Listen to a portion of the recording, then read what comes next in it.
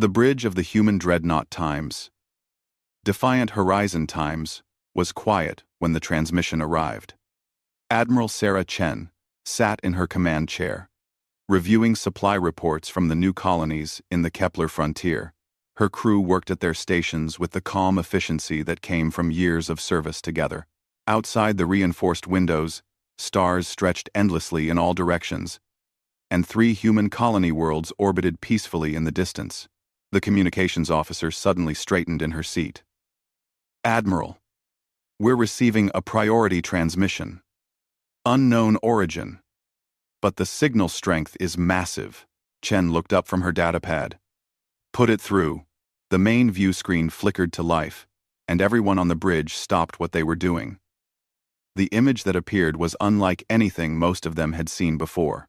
A being made of what looked like living crystal stood before them, its body refracting light into rainbow patterns. Its face, if it could be called that, had no eyes or mouth, yet somehow radiated an expression of cold superiority. "I am Herald Zephinus, of the Galactic Sovereignty," the being announced.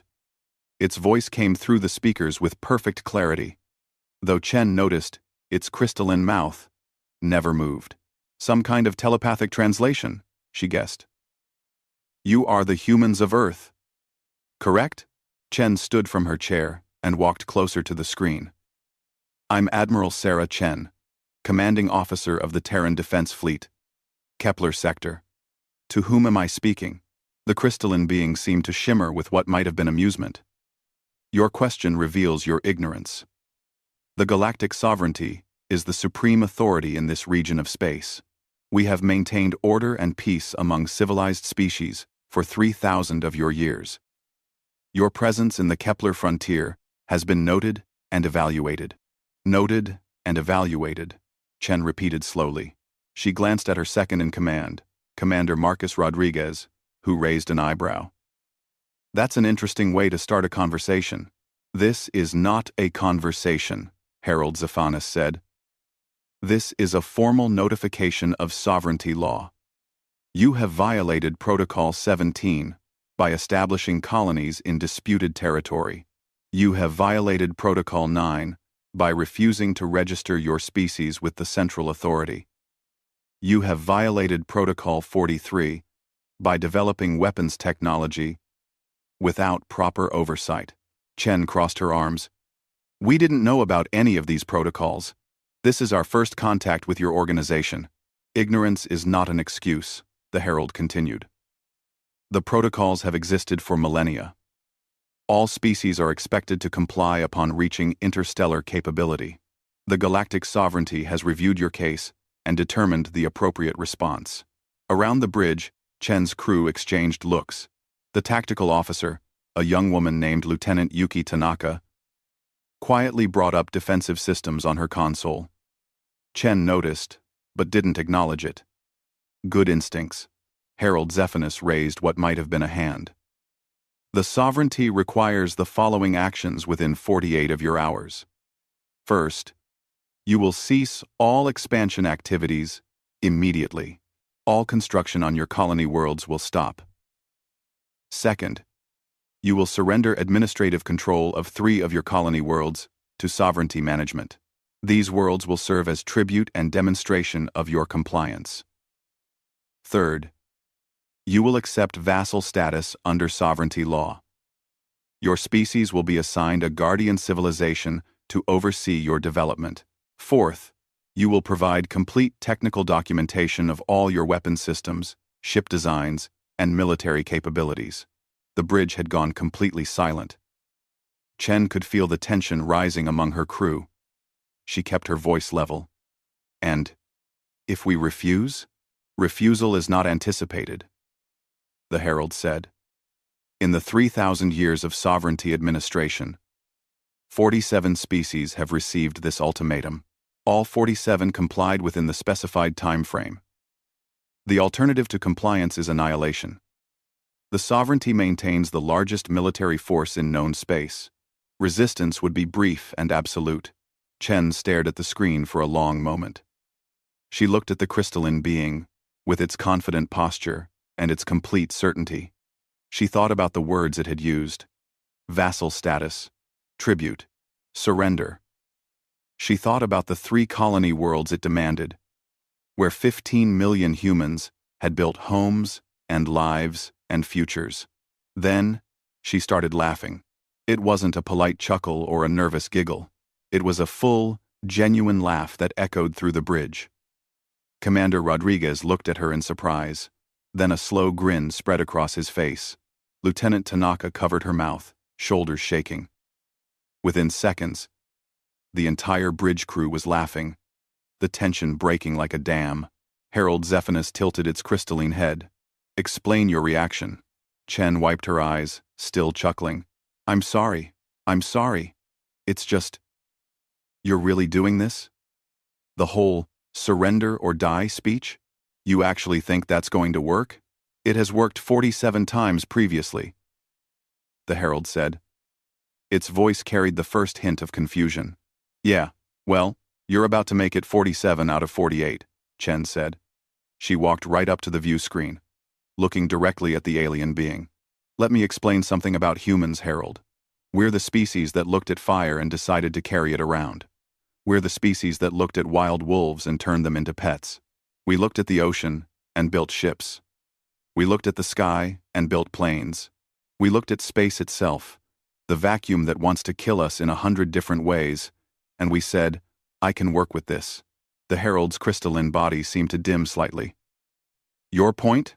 My point is that you're threatening the wrong species," Chen said. "You want us to give up our colonies?" 3. Those are worlds where humans fought through equipment failures, supply shortages, and hostile environments to build something new. You want us to accept vassal status? We're the species that spent most of our history fighting wars against ourselves, just to avoid being controlled by each other. You think a strongly worded letter from some empire we've never heard of is going to make us kneel? Your defiance is noted," Harold Zephinus said. "However, it is illogical. Your species has existed in space for less than a century. The sovereignty has existed for 3 millennia. Your fleet consists of primitive vessels with limited capability. Our fleet has pacified entire sectors. Mathematical analysis shows your survival probability at 0.003%, Chen smiled, and it wasn't a friendly smile. "You know what humans say about those odds? We say they're better than 0. That's good enough to try." Commander Rodriguez stepped forward. "Admiral, permission to speak freely?" "Granted," Chen said. "Harold Zephinus," Rodriguez said, addressing the screen. "I notice you mentioned 47 species that complied with your ultimatum. I'm curious about something.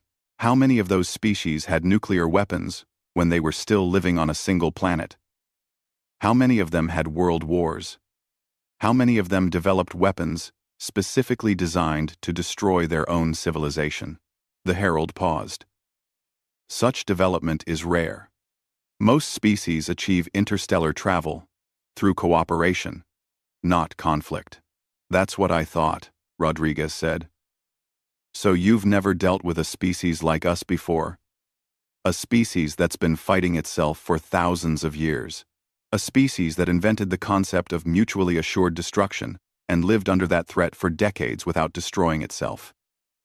You're used to peaceful species that explore space because they want to learn and grow. We explored space because our planet was getting too small for all our arguments." Lieutenant Tanaka spoke up from her station. "Admiral, I'm picking up increased activity from the alien vessel. They're charging what looks like a weapons system. Are we being targeted?" Chen asked. "Negative," Tanaka replied. "It looks like a demonstration. They're aiming at that dead moon in the outer system." On the view screen, Harold Zephinus gestured. "Observe the consequence of defiance." The bridge crew watched as a beam of blue-white energy lanced from the herald's ship toward the distant moon. Even at this range, the devastation was visible. The moon's surface erupted in a cascade of explosions. When the weapon stopped firing, a crater, the size of a small continent, marked the moon's face. "That was fired at 30% capacity," the herald said. "The 7th Pacification Fleet carries 300 vessels with this capability and greater. They are being dispatched to your location. They will arrive in 7 of your days. You have until then to reconsider your response. Choose wisely. The transmission ended abruptly, leaving the bridge in silence. For a moment, nobody spoke. Then Chen turned to her crew. Tanaka, did we get good readings on that weapon? Yes, Admiral, the tactical officer replied. The energy signature is consistent with focused plasma technology. Very powerful, but the charging time was significant. Approximately 12 seconds between initialization and firing. 12 seconds, Chen repeated. Rodriguez, what's the cycle time on our main railguns? 3.2 seconds, Admiral, Rodriguez said with a slight smile. And we can fire all 6 simultaneously. Chen nodded slowly. Communications. I need you to send a priority message to Fleet Command on Earth. Full details of this encounter. Tell them to activate Protocol Omega. The communications officer's eyes widened. Protocol Omega was the full military mobilization of all human forces. It had never been activated before, not even during the worst of the colony wars. Admiral, are you certain? Completely certain, Chen said. She turned to look at the view screen, now showing empty space where the Herald's vessel had been. Also send a message to all colonies in the Kepler frontier. Tell them what's coming. Give them the option to evacuate if they want, but make sure they know we're not surrendering. We're not giving up their worlds. We're going to fight.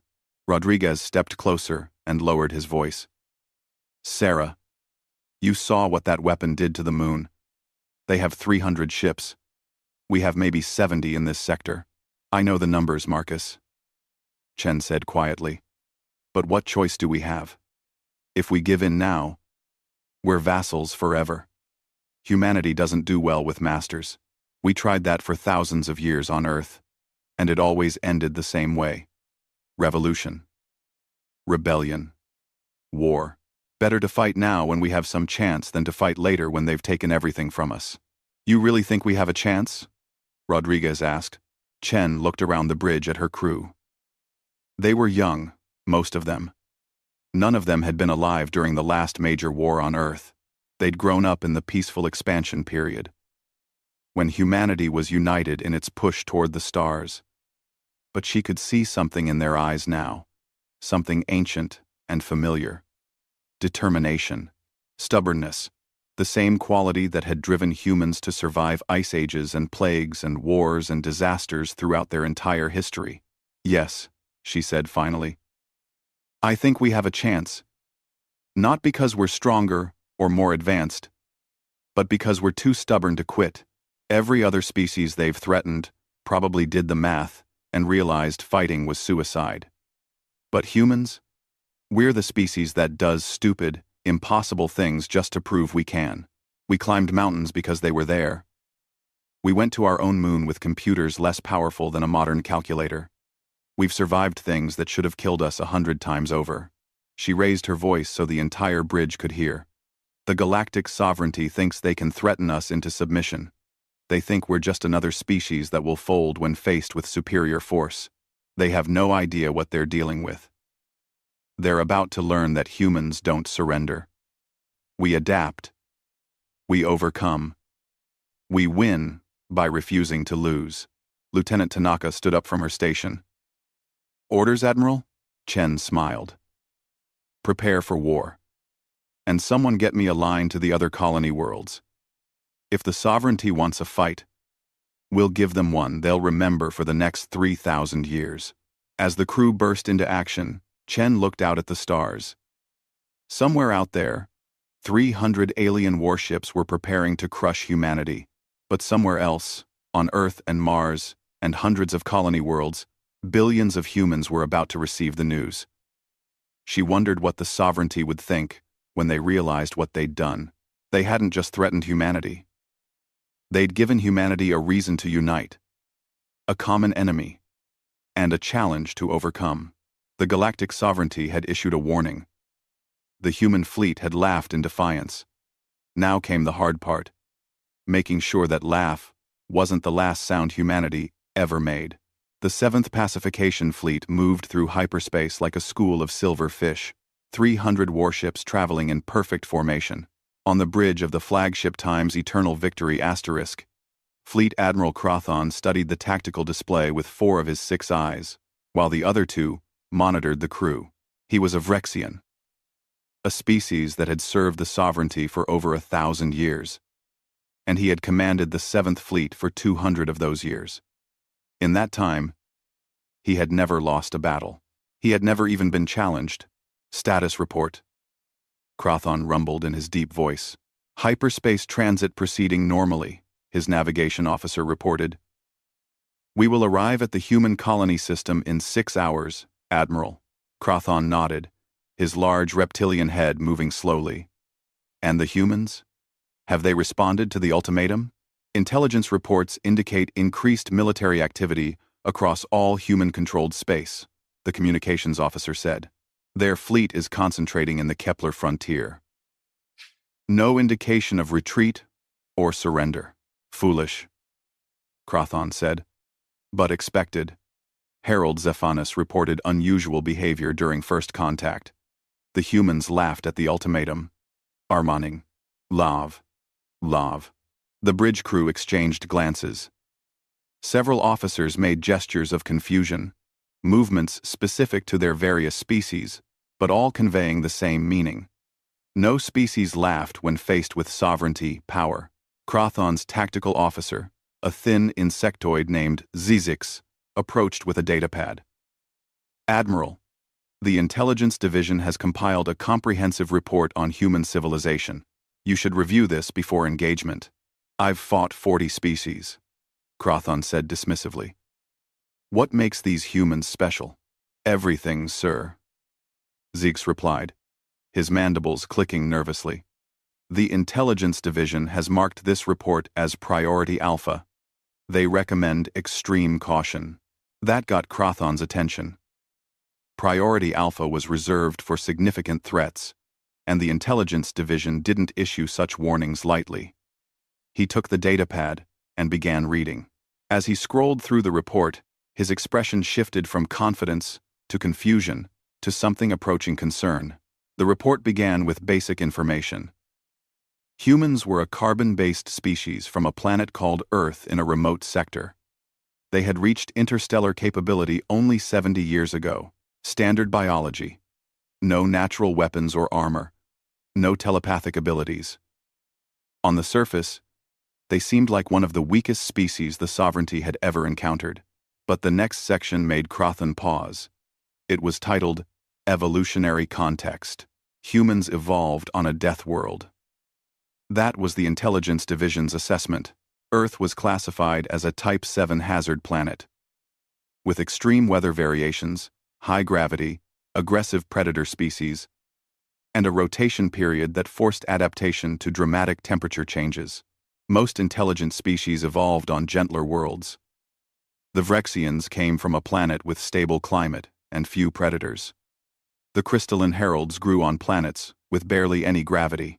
The insectoid Zizix's species developed in underground colonies where conditions never changed. Humans evolved by surviving. Their planet tried to kill them constantly, and they adapted. They had no fur, so they learned to make clothing. They had no claws, so they made tools. They had no venom, so they developed weapons. Every disadvantage forced them to innovate. The report included a section on human warfare that made Crothon's scales itch. Humans had been fighting wars for their entire recorded history. Not occasional conflicts over resources, like most species experienced, but constant, brutal wars. Wars over territory, resources, ideology, religion, and sometimes for reasons no xenopsychologist could fully understand. They developed increasingly horrifying weapons.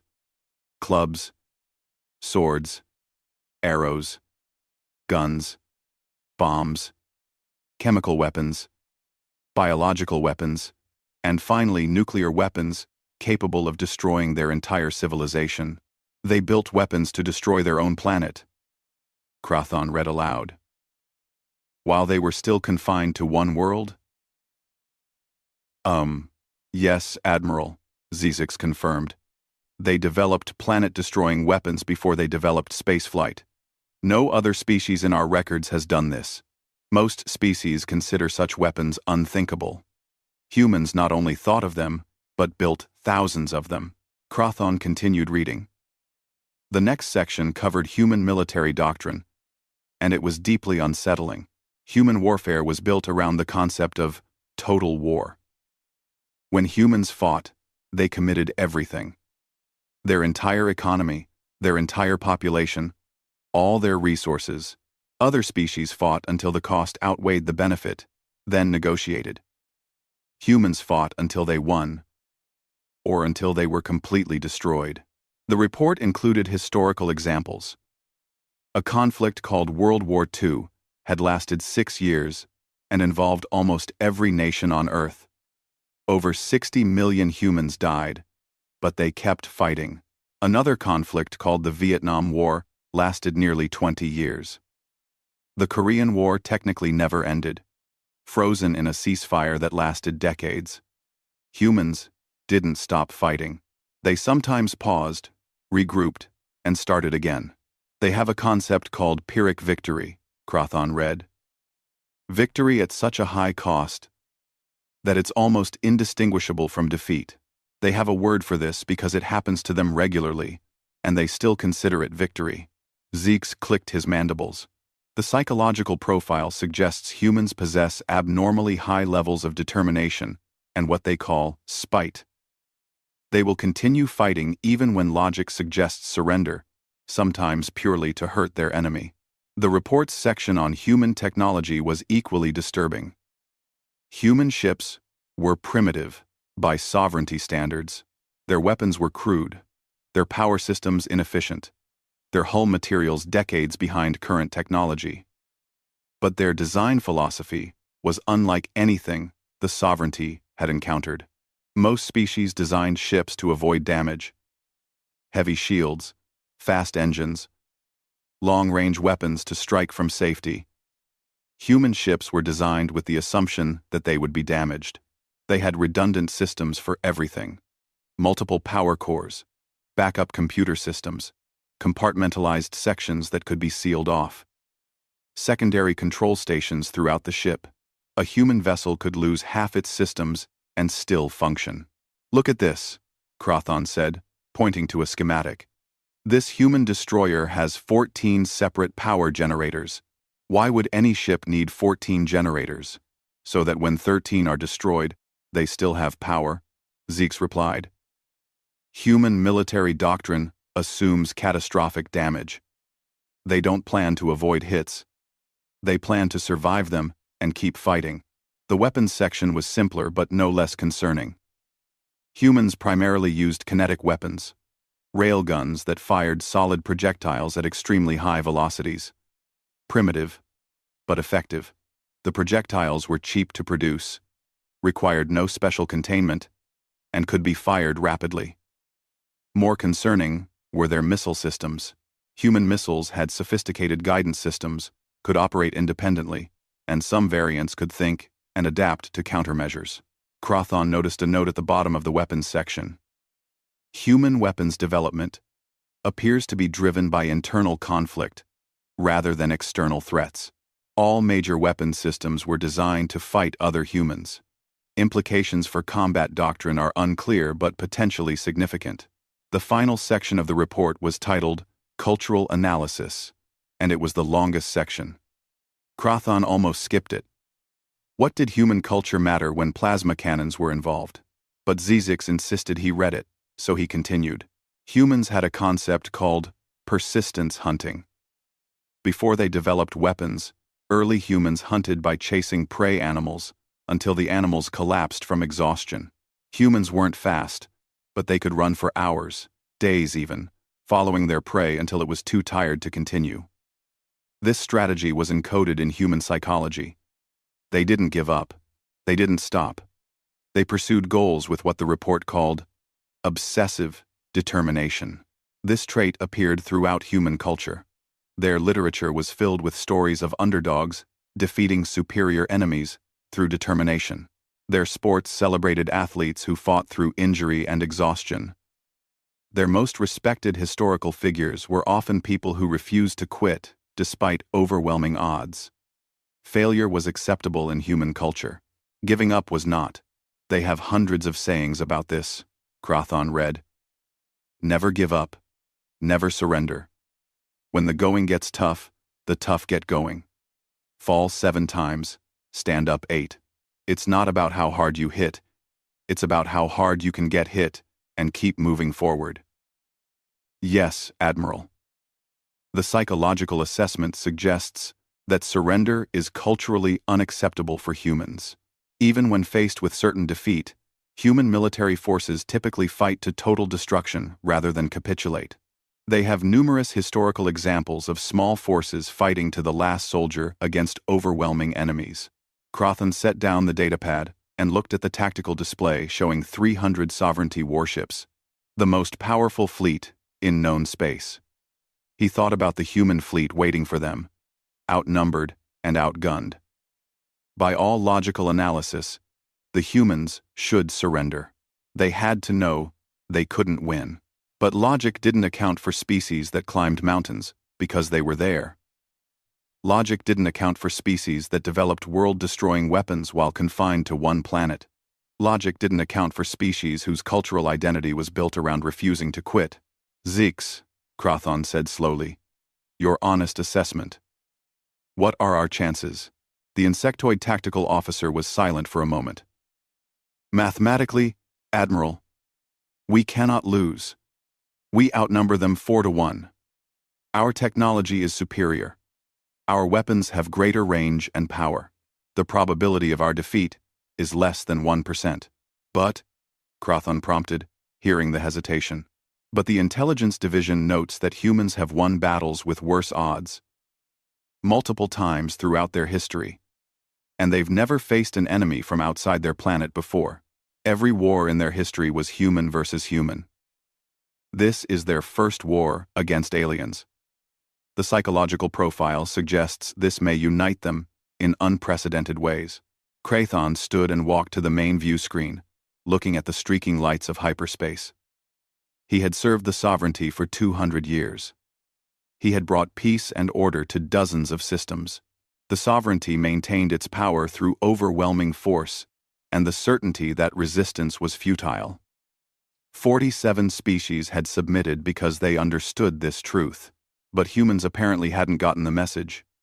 Or perhaps they had gotten it and simply didn't care. Increase alert status, Crothon ordered. All ships to battle stations 1 hour before system entry. I want full shields, weapons charged, and fighters ready to deploy. We treat this as a hostile engagement from the moment we exit hyperspace. Admiral, is that necessary? His second-in-command asked. They're a primitive species with inferior technology. They're a species that laughed at our ultimatum, Crothon replied. A species that built doomsday weapons before they left their planet. A species whose entire culture is built around refusing to quit. Yes, it's necessary. We'll show them overwhelming force and end this quickly. No showboating, no demonstrations. We jump in, destroy their fleet, and pacify the colonies before they can organize any kind of prolonged resistance. He returned to his command chair and pulled up the tactical data on human ship positions. The humans had concentrated their fleet in a loose formation around their colony worlds. No defensive stations. No minefields. No obvious tactical advantages.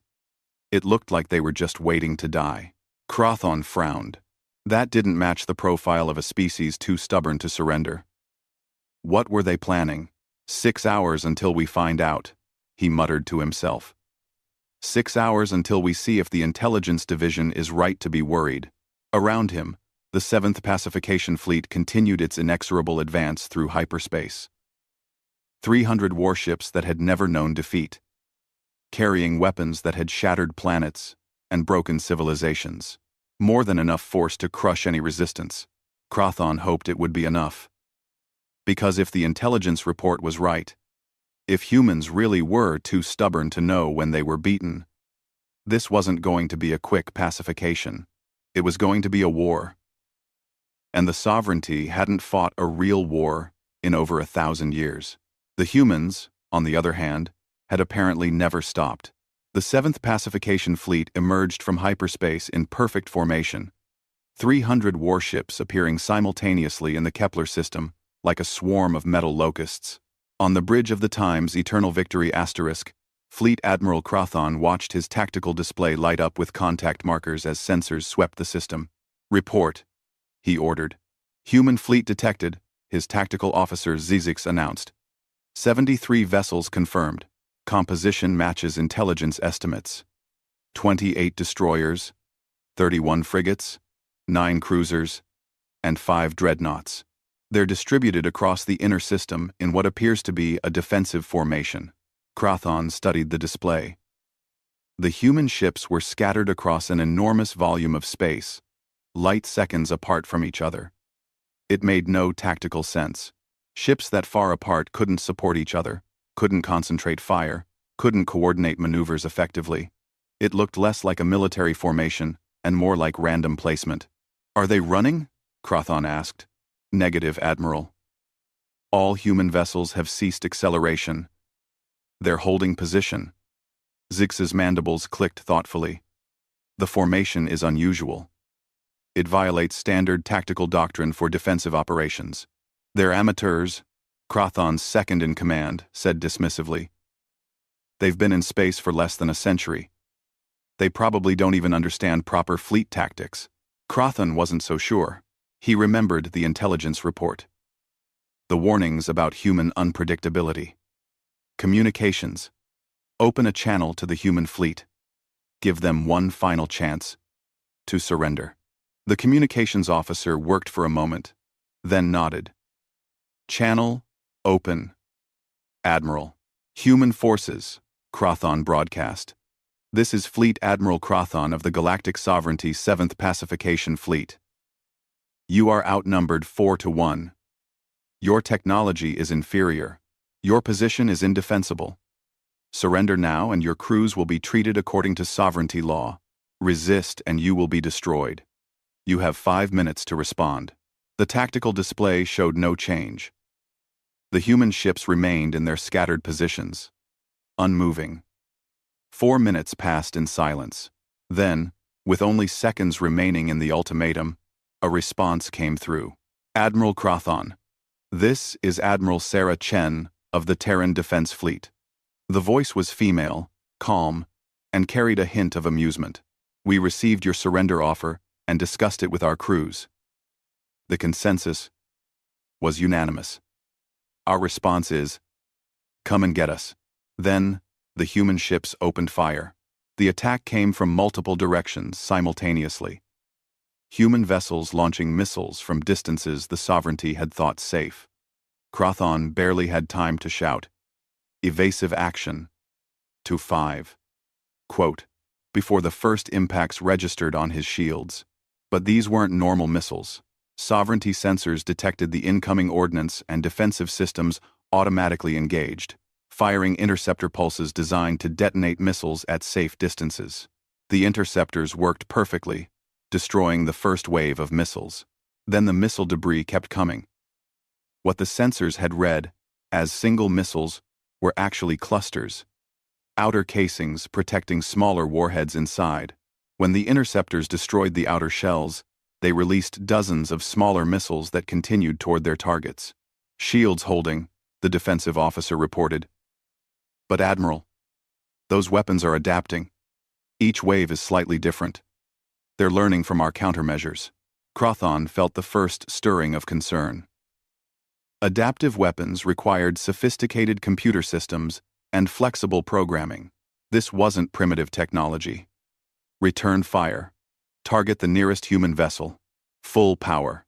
The Times Eternal Victory *''s main plasma cannons swiveled toward a human frigate drifting 20,000 kilometers away.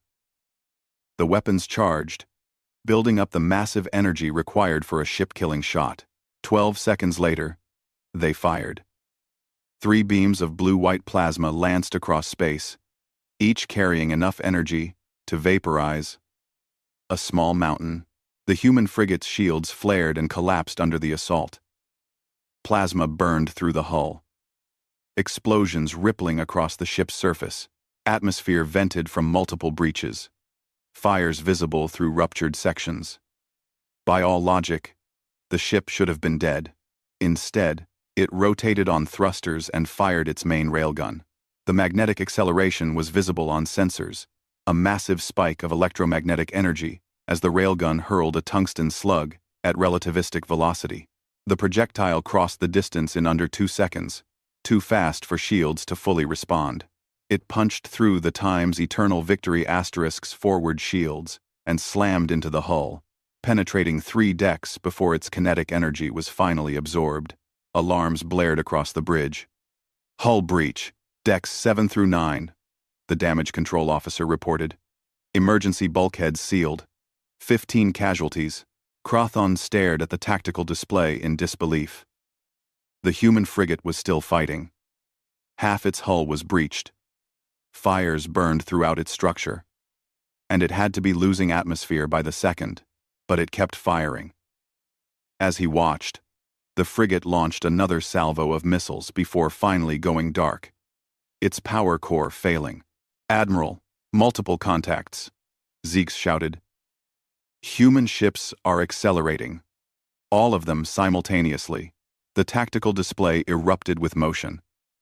Every human vessel, from the smallest frigate to the massive dreadnoughts, suddenly accelerated at rates that made Crothon's scales itch. 7, 8, 9 gravities of acceleration. No species could survive those forces without special compensation technology, and the intelligence report said human compensation systems were primitive. "How are their crews surviving those accelerations?" his second-in-command demanded. "They're probably not," Zex replied grimly. "Or they're using chemical enhancement." Intelligence reports mentioned human pilots sometimes used drugs to tolerate higher G-forces during training exercises. The human ships weren't just accelerating, they were accelerating in seemingly random directions. Some dove toward the inner system, others arced out toward the fleet's flanks, still others climbed above the plane of engagement. The scattered formation that had made no sense suddenly revealed its purpose. The humans had positioned their ships to create a 3-dimensional kill zone. And now, they were collapsing it on the Sovereignty fleet from all directions. "It's a trap," Crothon realized. "Evasive maneuvers. All ships scatter formation, but 300 ships couldn't scatter instantly." The fleet had entered the system in tight formation, expecting to overwhelm an inferior force with concentrated firepower. Now, that formation was a liability. Human ships dove through gaps in their defense, firing railguns at point-blank range. Human missiles, programmed to think independently, curved around interceptor fire and struck from unexpected angles. A human destroyer, already trailing debris and atmosphere, deliberately rammed a Sovereignty cruiser.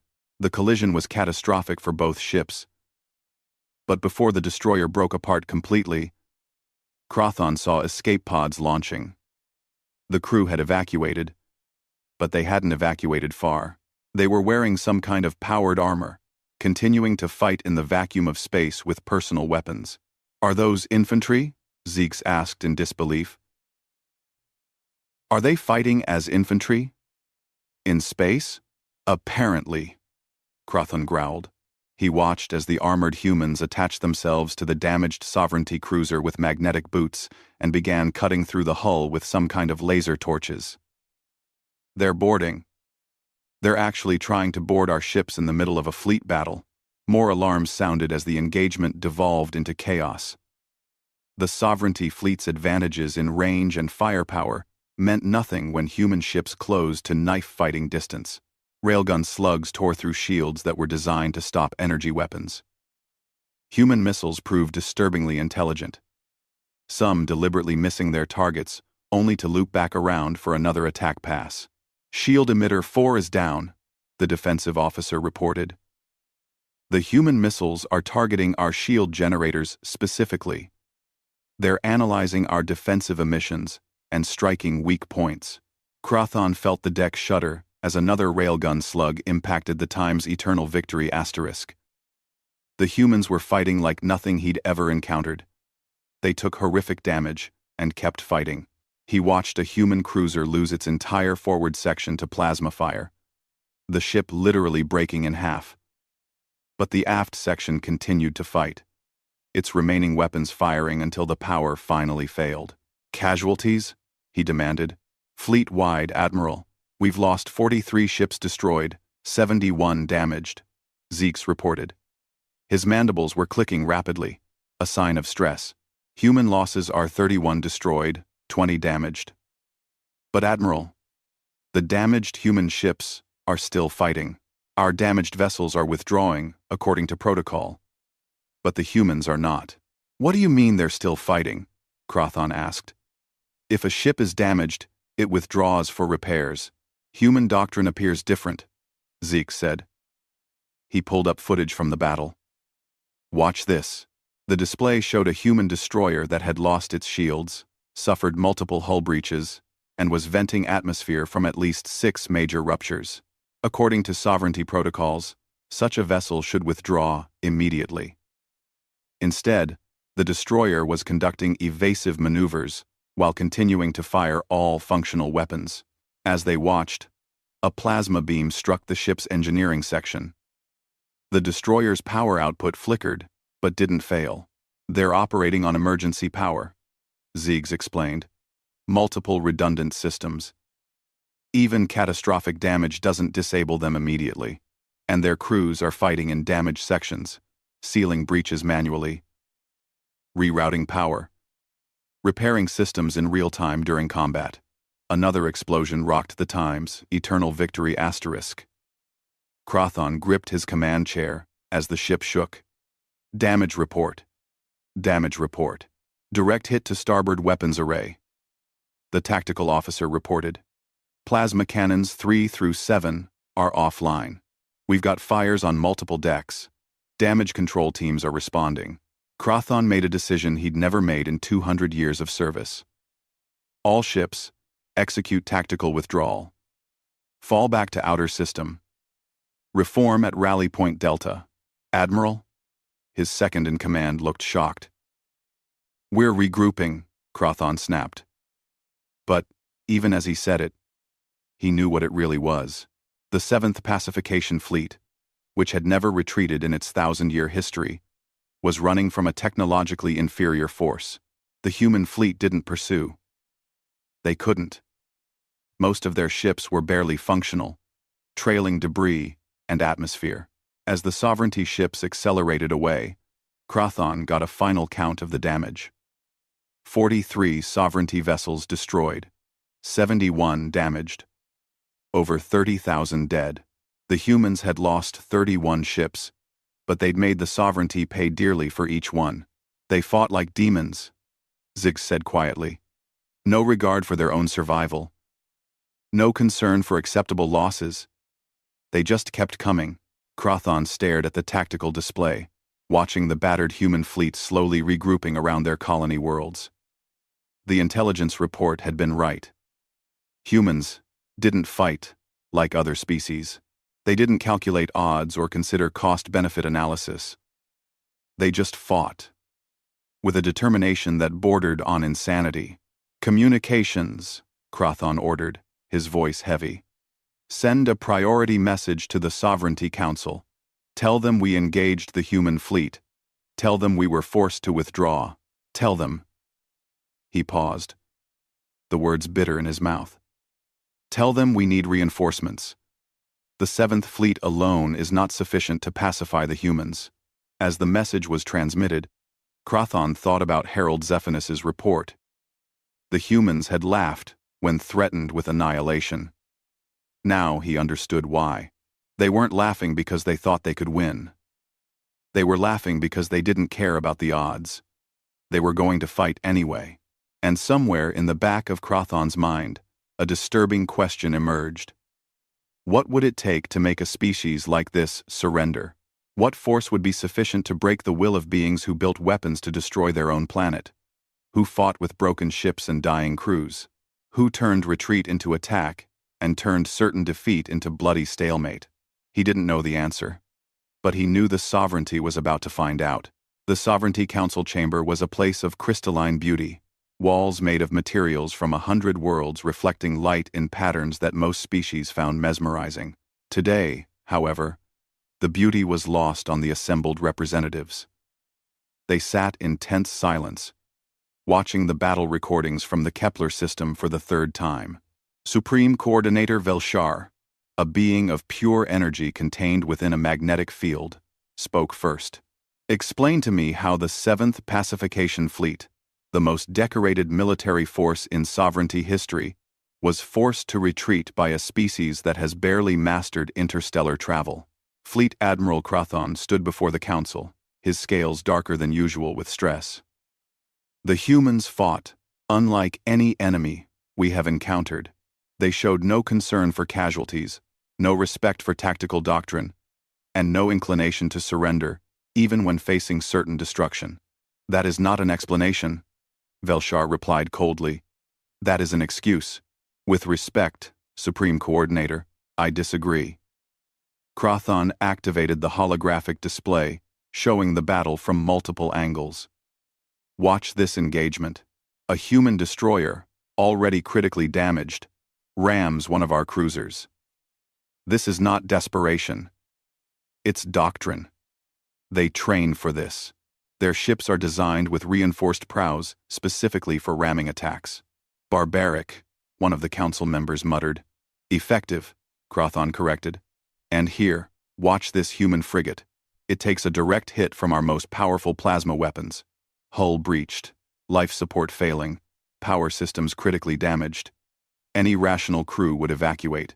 Instead, they seal the breached sections and continue fighting for another 7 minutes before their reactor finally fails.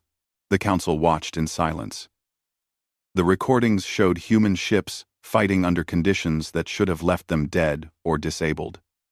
Ships with half their hulls missing still fired weapons. Crews worked in vacuum-sealed compartments, manually operating systems that should have been automated. One particularly disturbing clip showed human soldiers in powered armor fighting on the hull of their own ship, using handheld weapons against sovereignty fighters. They fight in space, Velshar observed, as infantry, without ships. Yes, Krathon confirmed. They call it extravehicular combat. Our intelligence division has discovered they've been developing these tactics for years, anticipating close-quarters space battles. They have weapons designed specifically for vacuum fighting, armor that doubles as spacecraft, and training protocols for zero-gravity combat. Another council member, a gas form being named Tethys, swirled forward. The casualty reports show we destroyed nearly half their fleet. Surely they must realize continued resistance is futile. Krathon shook his head. Our intelligence suggests otherwise. We've intercepted human communications. Would the council like to hear them? Velshar gestured assent. Krathon activated an audio file. A human voice filled the chamber, speaking in what the translator rendered as casual, almost cheerful tones. This is Captain Rodriguez of the TDF, indomitable to all ships. We just rammed a sovereignty battlecruiser and lived to tell about it. The aliens didn't think we were crazy enough to try. They were wrong. Humanity sends its regards. Another voice followed. This one female. This is Admiral Chen. All ships, the sovereignty fleet is withdrawing. I repeat, they're running. We hurt them. We made them bleed. This is just the beginning. Hold your positions, repair what you can, and get ready for round 2. Earth stands. The colonies stand. Humanity stands.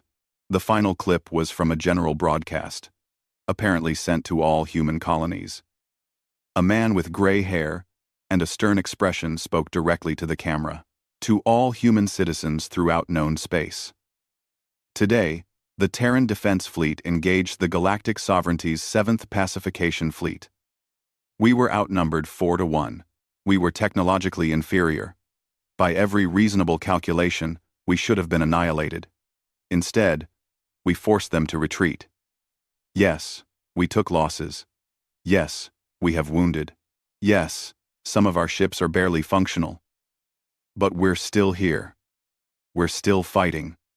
The sovereignty thought we would kneel. They were wrong. They thought we would surrender. They were wrong. They thought we were just another weak species to be dominated. They were wrong about that too. We are humans. We don't surrender. We adapt. We overcome. And we win by refusing to lose. The recording ended. The council chamber remained silent for a long moment. Then Velshar spoke, his energy field flickering with agitation. They're treating this as a victory. They lost nearly half their fleet, and they're celebrating. Not celebrating, Crothon corrected. Defying. There's a difference. They know they're outmatched. They know more sovereignty ships will come, but they're choosing to fight anyway. And what's worse, they're broadcasting this defiance to every corner of their space, every colony, every ship, every citizen is hearing the same message. Humanity fought the sovereignty and didn't lose, but they did lose, Tethys insisted. Mathematically, strategically, they lost. They survived, Crothon said quietly. For humans, that appears to be the same thing as winning. The council debated for hours. Some argued for immediate escalation, sending the Grand Armada to crush humanity once and for all. Others suggested diplomatic solutions, attempting to negotiate from a position of strength. A few even proposed leaving humanity alone, designating their space as restricted territory and avoiding further conflict. While the Sovereignty Council argued, Admiral Sarah Chen sat in the makeshift command center on the colony world of New Terra. The battle had left her flagship, the Times Defiant Horizon Asterisk, heavily damaged, so she'd transferred operations planet-side. Around her, officers worked frantically to coordinate repairs, redistribute supplies, and prepare for the next engagement. Commander Rodriguez entered carrying a data pad. Admiral, we've completed the damage assessment. It's not good. Free. Give me the numbers, Chen said. 31 ships destroyed, 22 damaged beyond field repair. Of our remaining ships, only 15 are combat-ready without major repairs. We lost over 8,000 crew members. Our missile stocks are at 40%, railgun ammunition at 60%, and our shipyards are already at maximum capacity, trying to repair what we can. Chen nodded slowly. She'd expected as much. And the Sovereignty fleet? Long-range sensors tracked them to the outer system. They're holding position, probably waiting for reinforcements. Our intelligence suggests they took significant damage. At least 40 ships destroyed, many more damaged. But, Admiral, Rodriguez hesitated. They have 300 ships. Even after losses, they outnumber us 3-1. And there are reports of more sovereignty forces being mobilized throughout the sector. I know, Chen said. She stood and walked to the window, looking out at the colony below. New Terra was a young world. Barely 20 years old, 15 million people called it home. People who had traveled across light years to build something new. She could see the city lights, the agricultural domes, the mining operations in the distance. All of it would be destroyed if the sovereignty won. We can't beat them, Rodriguez said quietly. Not in a straight fight. We got lucky this time. They underestimated us, and we used tactics they'd never seen before. But next time, they'll be ready. Then we need to make sure there isn't a next time, Chen replied. Or rather, we need to make sure the next time happens on our terms. She turned back to the tactical display showing the entire sector. Execute Operation Checkmate. It's time to change the rules of this game. Operation Checkmate had been planned months ago, back when humanity first detected signs of the sovereignty's existence. It was a contingency plan, something to try only in desperate circumstances. Chen had hoped they'd never need it. But desperate circumstances had arrived. Over the next 72 hours, Human stealth ships, small vessels designed for reconnaissance and covert operations, slipped past the sovereignty blockade. They traveled to dozens of systems throughout the sector. Systems that the sovereignty controlled but didn't inhabit heavily. These were vassal worlds, species that had surrendered to sovereignty authority decades or centuries ago. The stealth ships didn't attack. They didn't invade.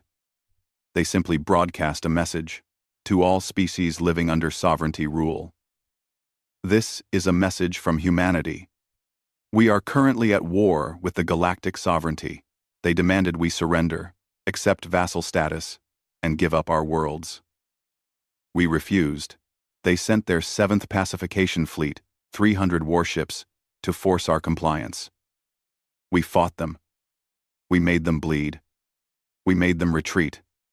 We're not telling you this to brag. We're telling you this to prove something. The sovereignty can be fought. They can be hurt. They can be beaten. We know many of you have been under their control for generations. We know you were forced to accept vassal status because resistance seemed impossible.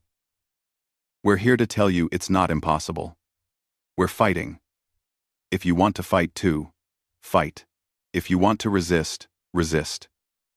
If you just want to watch, watch. But know this: humanity is not surrendering. We're proving that defiance is possible. What you do with that information is up to you. The message spread like wildfire.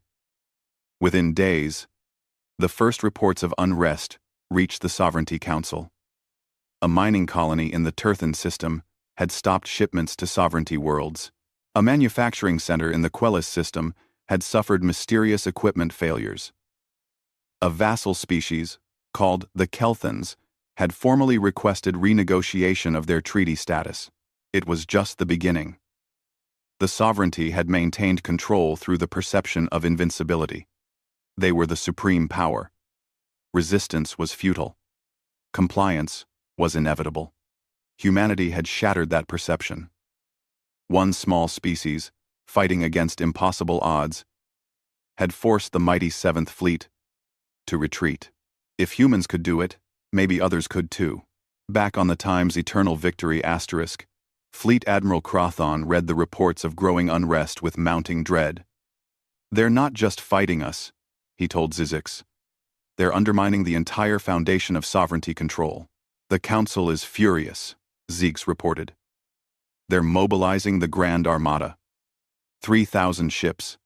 They're going to crush humanity and make an example of them.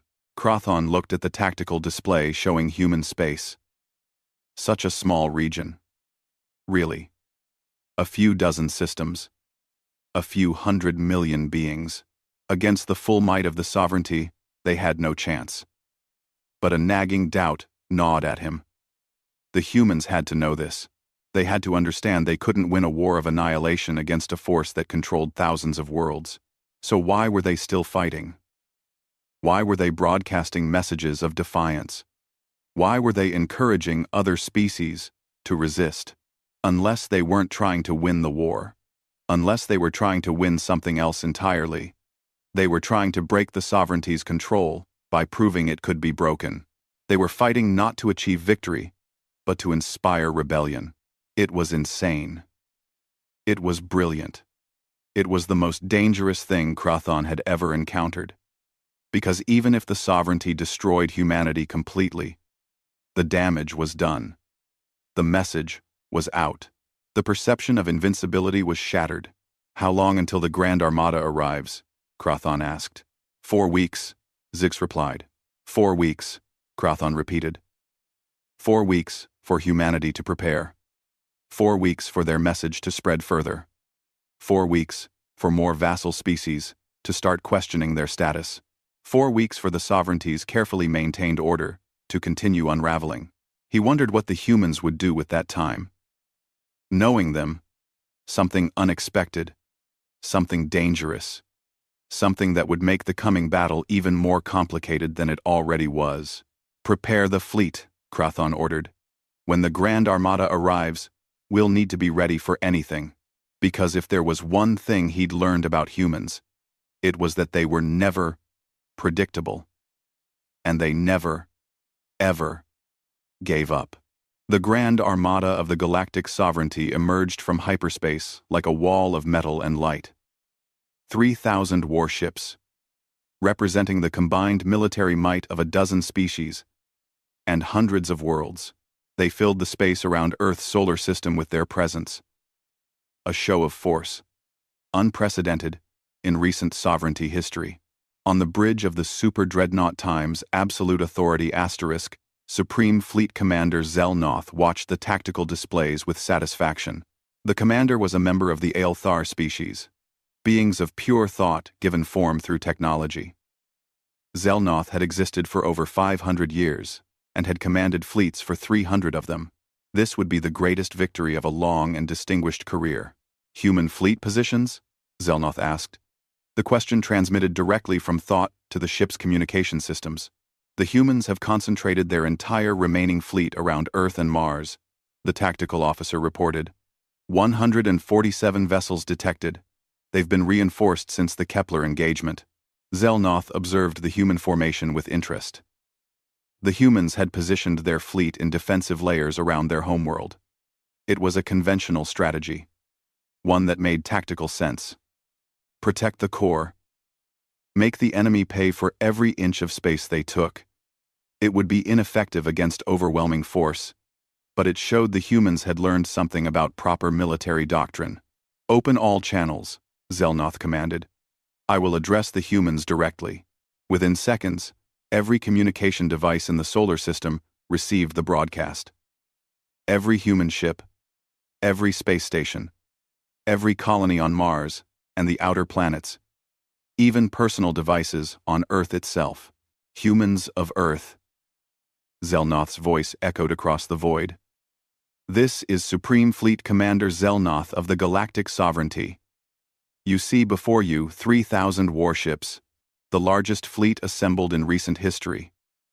We come with a simple message. Your defiance ends today. You will surrender immediately, or we will destroy your homeworld. You have proven yourselves to be brave warriors. The sovereignty respects this. But bravery without wisdom is merely foolishness. Surrender now, and you will be granted vassal status with favorable terms. Continue to resist, and Earth itself will burn. You have 1 hour to respond. On the surface of Earth, in the rebuilt military command center in Geneva, Admiral Sarah Chen watched the armada through long-range sensors. Around her, the command staff worked quietly. Each person focused on their task, despite the overwhelming force hanging in space above them. They mean it, Commander Rodriguez said quietly. 3,000 ships. Admiral, we can't fight that. Nobody could. Chen didn't respond immediately. She was thinking about the past 4 weeks. The frantic preparations humanity had made. Every ship that could fly had been rushed into service. Every weapon that could shoot had been mounted. Every person who could fight had volunteered. They'd managed to rebuild their fleet to 147 ships. But it wasn't enough. It would never be enough. But humanity hadn't spent the past 4 weeks just building ships. Status on Operation Checkmate? Chen asked. 15 vassal species have formally declared independence from the sovereignty, reported the intelligence officer. 23 more are in active rebellion. The sovereignty is dealing with uprisings across 3 entire sectors. Their supply lines are compromised, and they've had to divert ships to maintain order. And our special project? The intelligence officer smiled grimly. Complete. All units are in position. Chen nodded slowly. She looked at the countdown timer. 45 minutes remained. She opened a communication channel, not to Zelnoth, but to every human ship, every station, every person who had stayed to fight. This is Admiral Chen. You all know what we're facing. 3,000 ships against our 147. The sovereignty thinks those numbers mean they've already won. They think we'll surrender because fighting is illogical. They don't understand us at all. We're the species that split the atom, that walked on our own moon with computers less powerful than a calculator, that survived ice ages and plagues and wars that killed millions.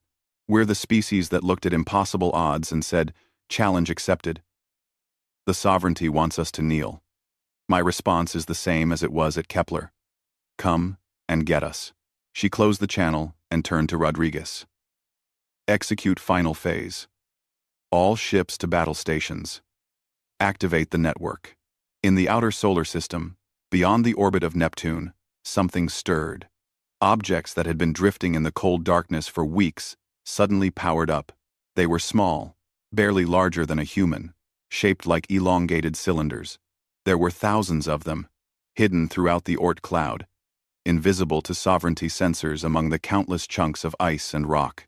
They were relativistic kill vehicles. Missiles accelerated over weeks to 90% of the speed of light. At that velocity, even a small object carried kinetic energy equivalent to multiple nuclear weapons. And they'd been aimed at specific coordinates, calculated positions where the Grand Armada would emerge from hyperspace. Fire, Chen ordered. The network activated. Thousands of kill vehicles, already traveling at relativistic speeds, made final course corrections and accelerated toward the sovereignty fleet. At 90% light speed, they would reach their targets in minutes. And at that velocity, they couldn't be stopped, dodged, or intercepted. Physics simply didn't allow it. On the Times Absolute Authority asterisk, alarms suddenly screamed across every system. Commander, we're detecting massive kinetic signatures, thousands of objects incoming at relativistic velocities. Zelnoth's consciousness expanded rapidly, processing the threat. The outer system, Commander. They were already in motion when we arrived. We couldn't detect them because their velocity made them effectively invisible until they were close enough to register on sensors. Time to impact? 3 minutes, Commander. 3 minutes. Not enough time to move 3,000 ships. Not enough time to charge weapons. Not enough time to do anything except watch death approach at a significant fraction of light speed. All ships, emergency evasive action. Maximum thrust, random vectors. Zelnoth broadcast. Some ships would survive. Enough ships would survive. Some parent. The humans couldn't have that many relativistic weapons. But the humans had spent 4 weeks building them, 4 weeks accelerating them, 4 weeks aiming them. And humans, as the sovereignty was learning, were very good at building weapons. The first impacts came like the hammer of an angry god. A single kill vehicle, traveling at 90% of light speed, struck a sovereignty battleship. The kinetic energy was so massive that the battleship simply ceased to exist, converted instantly to plasma and shrapnel. The explosion was visible from Earth. A brief new star in the sky. Then another impact. And another.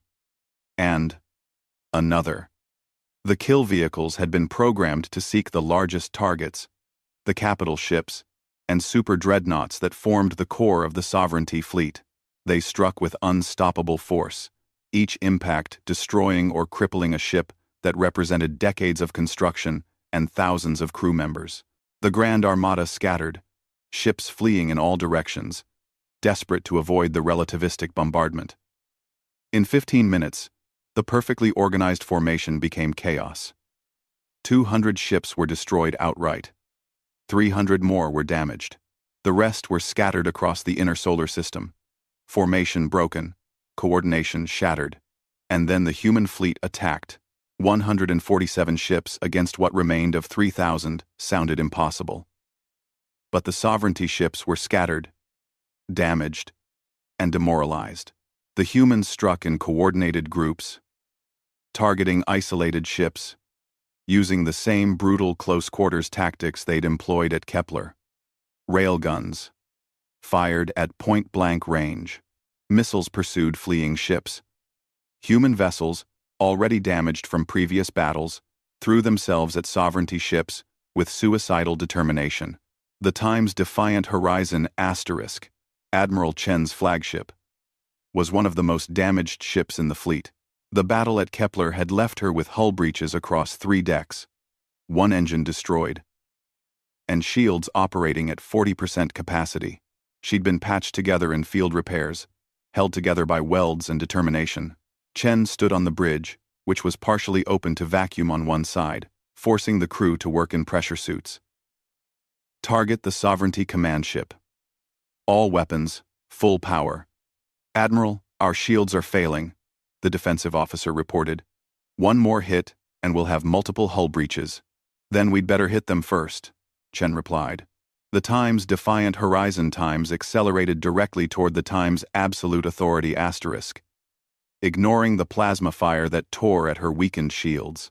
The flagship's railguns fired in sequence, each shot sending a tungsten slug screaming toward the Sovereignty super-dreadnought. The slugs punched through shields and hull, penetrating deep into the massive vessel. "Shields down," the defensive officer shouted. Multiple impacts on decks 4 through 7. Chen felt the ship shudder as plasma fire struck home. Alarms blared. Emergency bulkheads sealed. Atmosphere vented from breached sections. The ship was dying around her. But they were still flying, still fighting. "Fire all remaining missiles," Chen ordered. "Target their bridge." 43 missiles launched from the Times' Defiant Horizon asterisk, the last of her ammunition.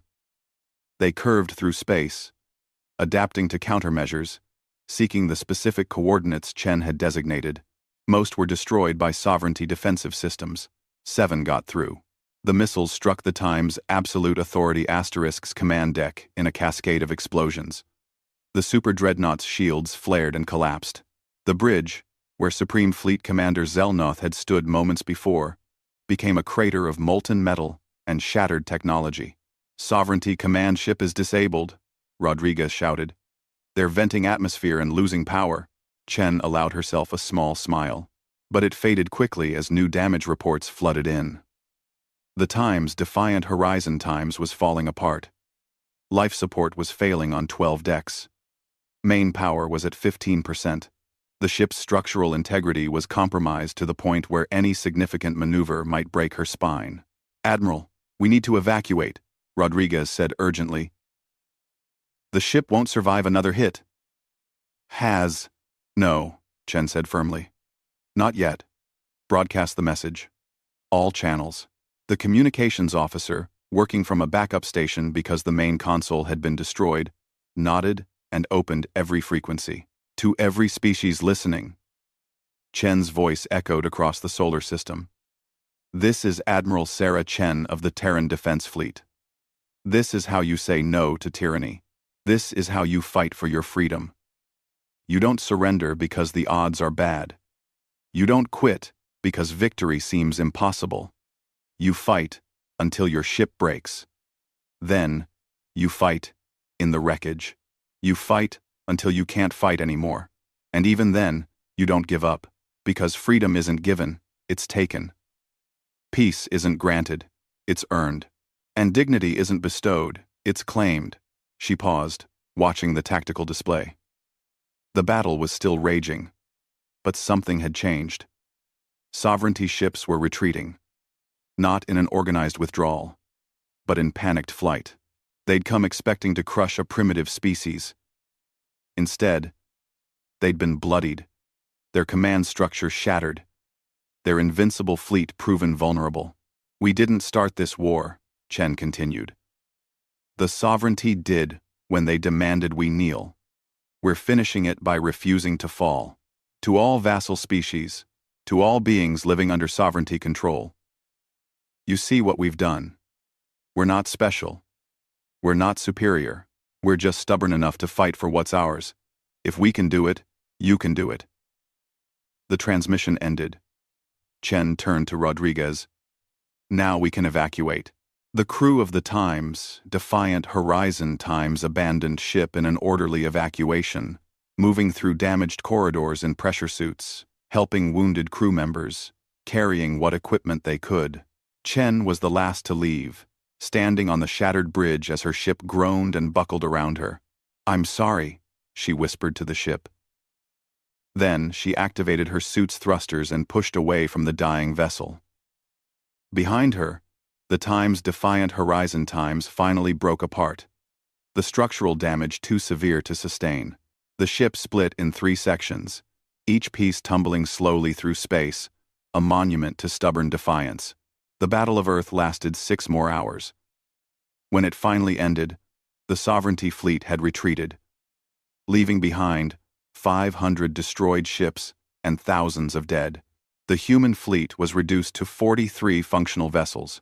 Earth itself had taken damage from debris and missed shots, though the planet's defenses had prevented any direct attacks on the surface. But humanity had survived. Against overwhelming odds, facing the largest fleet in Sovereignty history, they'd survived. 3 days later, an official transmission arrived from the Sovereignty Council. It was not an ultimatum. It was a request for negotiation. The Treaty of Terra was signed 4 weeks later. It recognized humanity as an independent power, established mutual borders, and most importantly, acknowledged humanity's right to self-determination. The Sovereignty didn't call it a surrender, but everyone knew what it was. For the first time in 3,000 years, the Galactic Sovereignty had accepted peace terms from a position of weakness.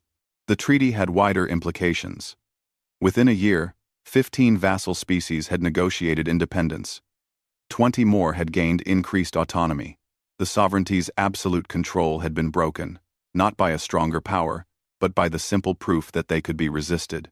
6 months after the treaty, Admiral Chen stood in a memorial park on Earth, looking at a monument made from salvaged metal from the Time's Defiant Horizon asterisk.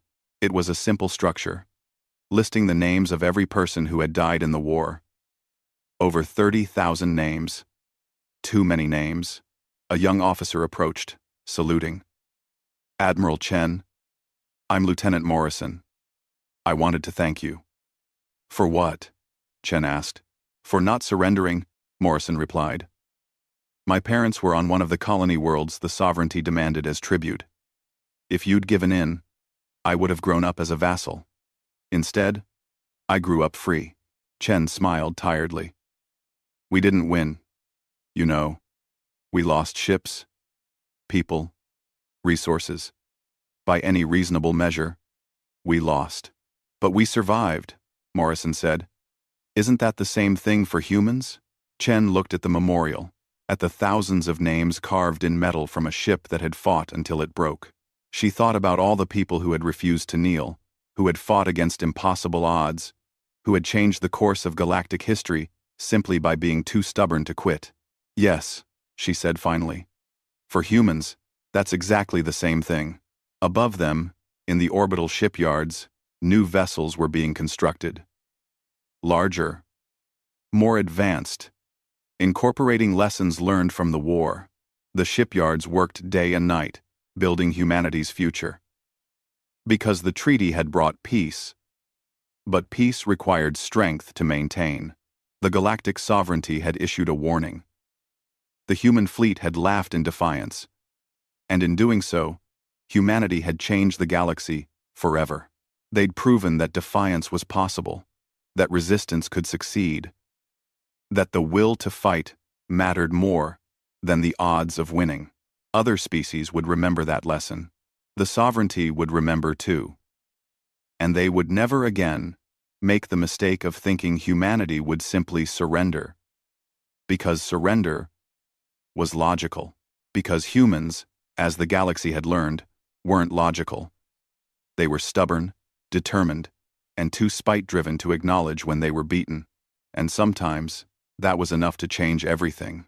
The research ship Harmony's Dream drifted silently through the cold darkness of space. Inside the vessel, panic filled every corridor and room. Red warning lights flashed on and off, casting scary shadows on the walls. The ship's computer kept repeating the same message over and over.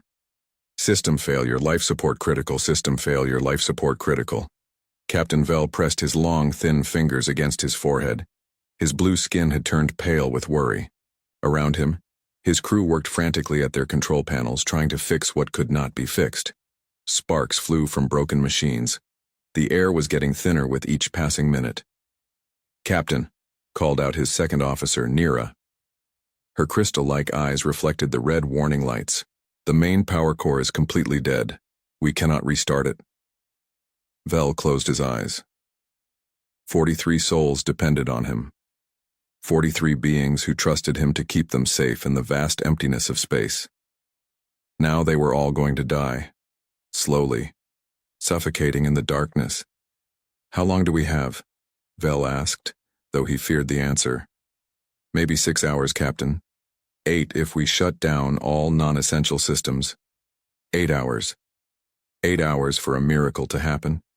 8 hours for someone, anyone, to hear their call for help. Send out the SOS signal," Vel ordered. His voice was steady, but inside he felt like screaming. "Use all frequencies. Emergency channel, merchant frequencies, military bands, everything." Nira's hands moved quickly over her control panel. "Signal is broadcasting, Captain. Full power." The message went out into the empty space around them. A simple cry for help repeated again and again in the universal trade language. "This is research vessel Harmony's Dream. We are stranded, life support failing, 43 crew members aboard. Please help, our position is—" The coordinates followed, marking their location in the vast ocean of stars. The signal traveled through space at the speed of light, spreading out in all directions. It would take time to reach anyone who might help. Time they did not have. Far away in a different part of space, the human ship Iron Maiden moved through the darkness like a metal beast. The ship was nothing like the elegant Velkin vessel. Where Harmony's Dream was curved and beautiful, Iron Maiden was sharp and threatening. Heavy armor covered its hull. Weapon ports dotted its sides like the eyes of a monster. Warning lights marked it as dangerous to anyone who might think of attacking. On the bridge, Captain Jake Morrison sat in his command chair, drinking coffee from a metal cup. Jake was a big man with rough hands and scars on his face. His crew often joked that he looked like a pirate from old Earth stories. Jake did not mind the jokes. He had learned long ago that looking dangerous kept trouble away. "Captain," called out Kate Williams from her station. Kate was the ship's engineer and medic. She was smaller than Jake, but just as tough. "I'm picking up something on the emergency channel." Jake put down his coffee cup. "What kind of something?" "Distress signal." "Sounds like a research ship. They're in bad trouble." Lisa Parker, the ship's pilot, turned around in her seat. Everyone called her Ghost because she could fly through asteroid fields like she was invisible. "How far away are they?" Kate checked her instruments.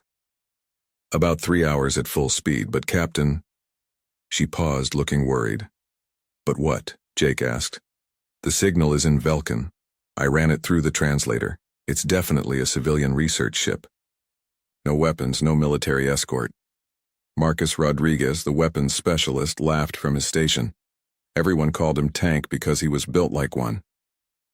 "So, people in trouble are people in trouble. Doesn't matter what species they are." Jake nodded, but he knew it was not that simple. Humans had a reputation in the galaxy. A bad reputation. Most alien species were afraid of them. They called humans Deathworlders, beings from a planet so dangerous that surviving on it made them nearly indestructible by galactic standards. Other species looked at humans and saw monsters. They saw beings who could breathe poison gas, live, in crushing gravity, and survive temperatures that would kill most life forms. They saw the weapons humans carried, the armor they wore, the way they moved like predators. What they did not see was the truth. Humans were dangerous, yes, but they were also protectors. They were the ones who ran toward danger when others ran away. They were the ones who helped strangers, even when those strangers feared them. "Kate, how long before their life support fails?" Jake asked. "Based on their signal, maybe 6 hours. Could be less." Jake stood up from his chair. 6 hours. They could reach the Velkin ship in 3 hours if they pushed the engines hard. That would give them time to help, assuming the aliens would accept help from humans. "Ghost, set course for those coordinates, maximum speed." "You got it, Captain," Lisa said, her fingers dancing over the controls. "Tank, power up all systems. I want us ready for anything." "Already on it," Marcus replied. "Though I don't think we'll need weapons for a rescue mission." Jake hoped Tank was right. But in space you could never be sure what you might find. Pirates sometimes used fake distress signals to lure ships into traps. Hostile aliens might be waiting to attack anyone who responded. But as Jake watched the stars streak past the view screen as the Iron Maiden jumped to faster-than-light speed, he knew they were doing the right thing. It did not matter that the key beings in trouble probably feared humans. It did not matter that helping them might cause problems later. Someone was in danger. Someone needed help. That was enough. ETA 3 hours, Captain, Ghost reported. Good. Kate, start preparing medical supplies.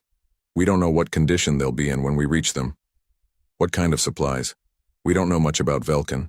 Biology. Jake smiled grimly. Prepare everything. We'll figure it out when we get there. As the Iron Maiden raced through space toward the dying Velkin ship, Jake wondered what they would find. Would the aliens accept help from the feared Deathworlders? Would they be too scared to let humans aboard their ship? He did not know. But he knew one thing for certain. His crew would try their best to save those 43 lives. That was what humans did. That was who they were, no matter what the rest of the galaxy thought. The hunt was on. Not for prey, but for people to save. The Iron Maiden dropped out of faster-than-light speed with a deep rumble that shook the entire ship. Through the main view screen, the crew could see their destination, a sleek white vessel drifting helplessly in space like a wounded bird. There, she is, Ghost said softly. The Harmony's dream. Jake studied the alien ship through the scanner displays. It was beautiful in a way that human ships never were. Smooth curves instead of sharp angles. Artistic designs carved into the hull. Even dying in space, it looked more like a work of art than a machine of war. Life signs? Jake asked. Kate checked her instruments. 43 beings still alive, but their readings are weak. Their life support is almost gone. Any weapons on that ship? Tank laughed. Captain, I've seen better weapons on a fishing boat. These people couldn't fight off an angry space rabbit. Jake nodded. That was what he expected. Most of the peaceful species in the galaxy built ships for exploration, not war. Only humans and a few other dangerous species built their ships to survive attacks. Open a communication channel, Jake ordered. Ghost's fingers moved over her controls. Channel open, Captain. Jake cleared his throat. He knew this would be the tricky part. Most aliens were terrified when humans contacted them. Some even fainted, just from hearing a human voice. Velkin Vessel Harmony's dream. This is Captain Jake Morrison of the human ship Iron Maiden. We received your distress signal. We are here to help. Silence. Long, empty silence that seemed to stretch forever.